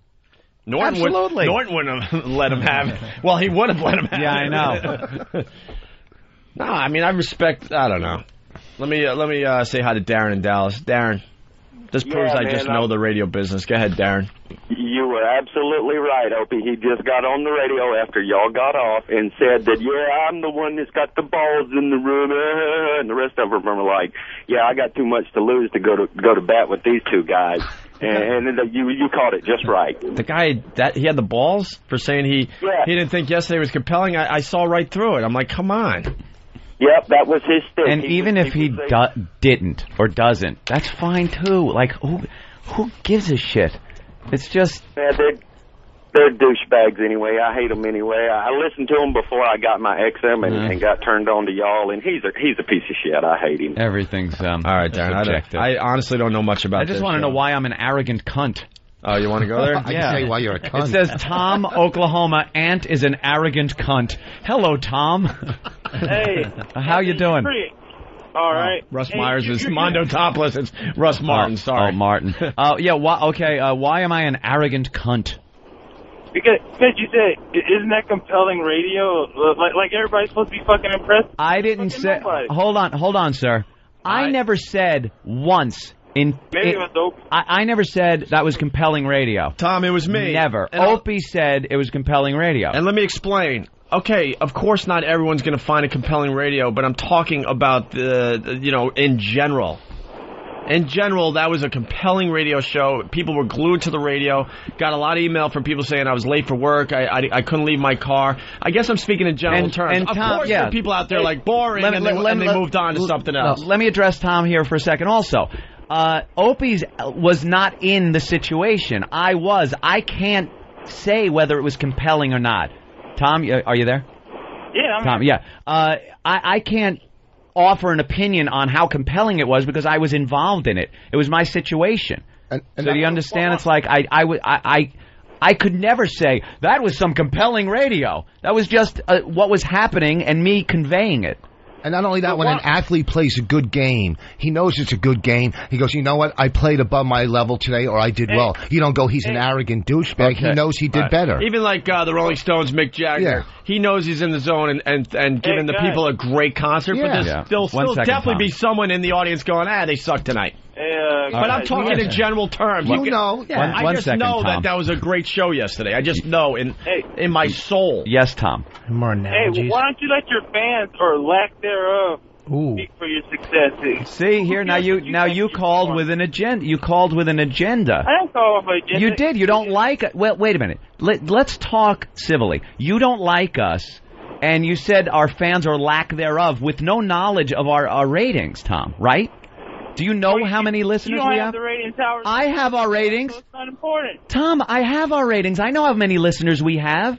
And saying our lack thereof is some ignorant response you're making because you don't know how many listeners we do. It's been printed that we do have listeners. So what you're saying is a bullshit. You called with an agenda. I didn't call for an agenda. Oh, let me explain what agenda means first. Exactly. I'm sorry. Get a friggin' dictionary. You don't have to explain anything to me. I'm not a crazy cunt like your girlfriend. Hey. Wow. Don't call her crazy. Low blow. Which is the heaviest box to lift? Yeah. Don't act like anything else. Anything else, Tom? Oh, I gotta go back to listening to Howard Stern like everybody else. Oh, you got Sirius. There you go. Wait, you got them both. You got Sirius and XM. Tom, wow. Tom, what's that? Tom has more radios than he does teeth. Sister, right? You're not my wife or my sister. Tom. Yeah. Tom, what do you know? Read some articles on Howard Stern, and then you'll realize how wrong you were with that last statement. And keep listening. You listen every day, Tom. Keep listening. You know everything that's going on. Okay. Thanks, you know Tom. everything that happens on the show. Thanks, Tom. Thanks for the call, Tom. Receding hairline asshole. And that's a prime example of what happens on this show that doesn't happen on other shows. That he gets through. I want to hear what he has to say and address it. And there it was. The guy, an uninformed jerk off. And you guys, I mean, look, and he said something funny, and we kind of laughed. Yeah. I mean, most guys are so egotistical, they do nothing wrong. And the reason why it was compelling is because usually talk radio is about news and blah, blah, blah, and celebrities. Very rarely do you get a guy who's the star of the show let everybody in, because you get letting assholes like him in to say that shit about your chick. But you're saying, fuck it, go ahead, this is really going down. That's what's happening in real time. That's why it's compelling. Can I tell you why yesterday's show was so compelling? Why, Opie? Because I know radio like this. He's pointing to the With the back scab of his on your hand. No, the scab's over here. Freckles on your forearm? With the bump that Voss put on the back of your hand with a golf ball. Wait, that's over. Your malignant tumor? It's still there. It looks like a rocky road. The reason yesterday's show was so compelling is because everyone is talking about it today. Look at that. Jagger's saying that, his show, he's the representative of the show, I guess. It's his show. So their show in general saying it wasn't compelling. Really, then why are you talking to us today? No, just Medusa. There's no other reason to talk to us today. Right. Yeah. We created talk. That's what you do with a talk show. Right. What do you do? Even that guy who... You know what? That speech on compelling was compelling. That's what I'm saying. I like compelled to find something compelling. That was compelling what you just said. It made me... I feel compelled to comment on what you just said about compelling. I would be compelled by what you just said, but I'm still so compelled about that compelling stove refrigerator. Yes, it was compelling. If I could say refrigerator. And if you hold on. Let's say hi to Jason in Oklahoma. Jason? Hey, boys. How you doing? Good. Hi, Jason. I would like to apologize on behalf of the state of Oklahoma for that last caller. Are you apologizing for Tom? Yeah, we're banning Oklahoma from the show today. We have. We're putting a gag order on Oklahoma. We have to do it. You still have fans here. All right. Thanks, Jason. Thank you, Jason. Alrighty. All right. Brett in Boston. Hey, what's going on, bud? Hey.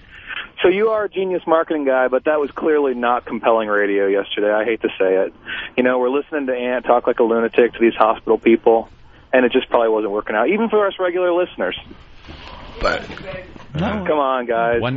One man's opinion. It's all subjective. Yeah. But what I don't understand is, when you're talking to corporations, and don't you get so frustrated that they put you on hold and put you through this and that? Don't you deal with that all the time, right, sir? I can't. Well, you know, I can't.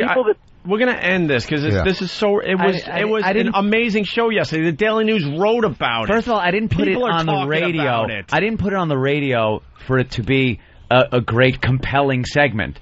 It was happening. I couldn't, in all honesty, come in yesterday and do a show about goofy stories in the news, Brett. It's not a thing.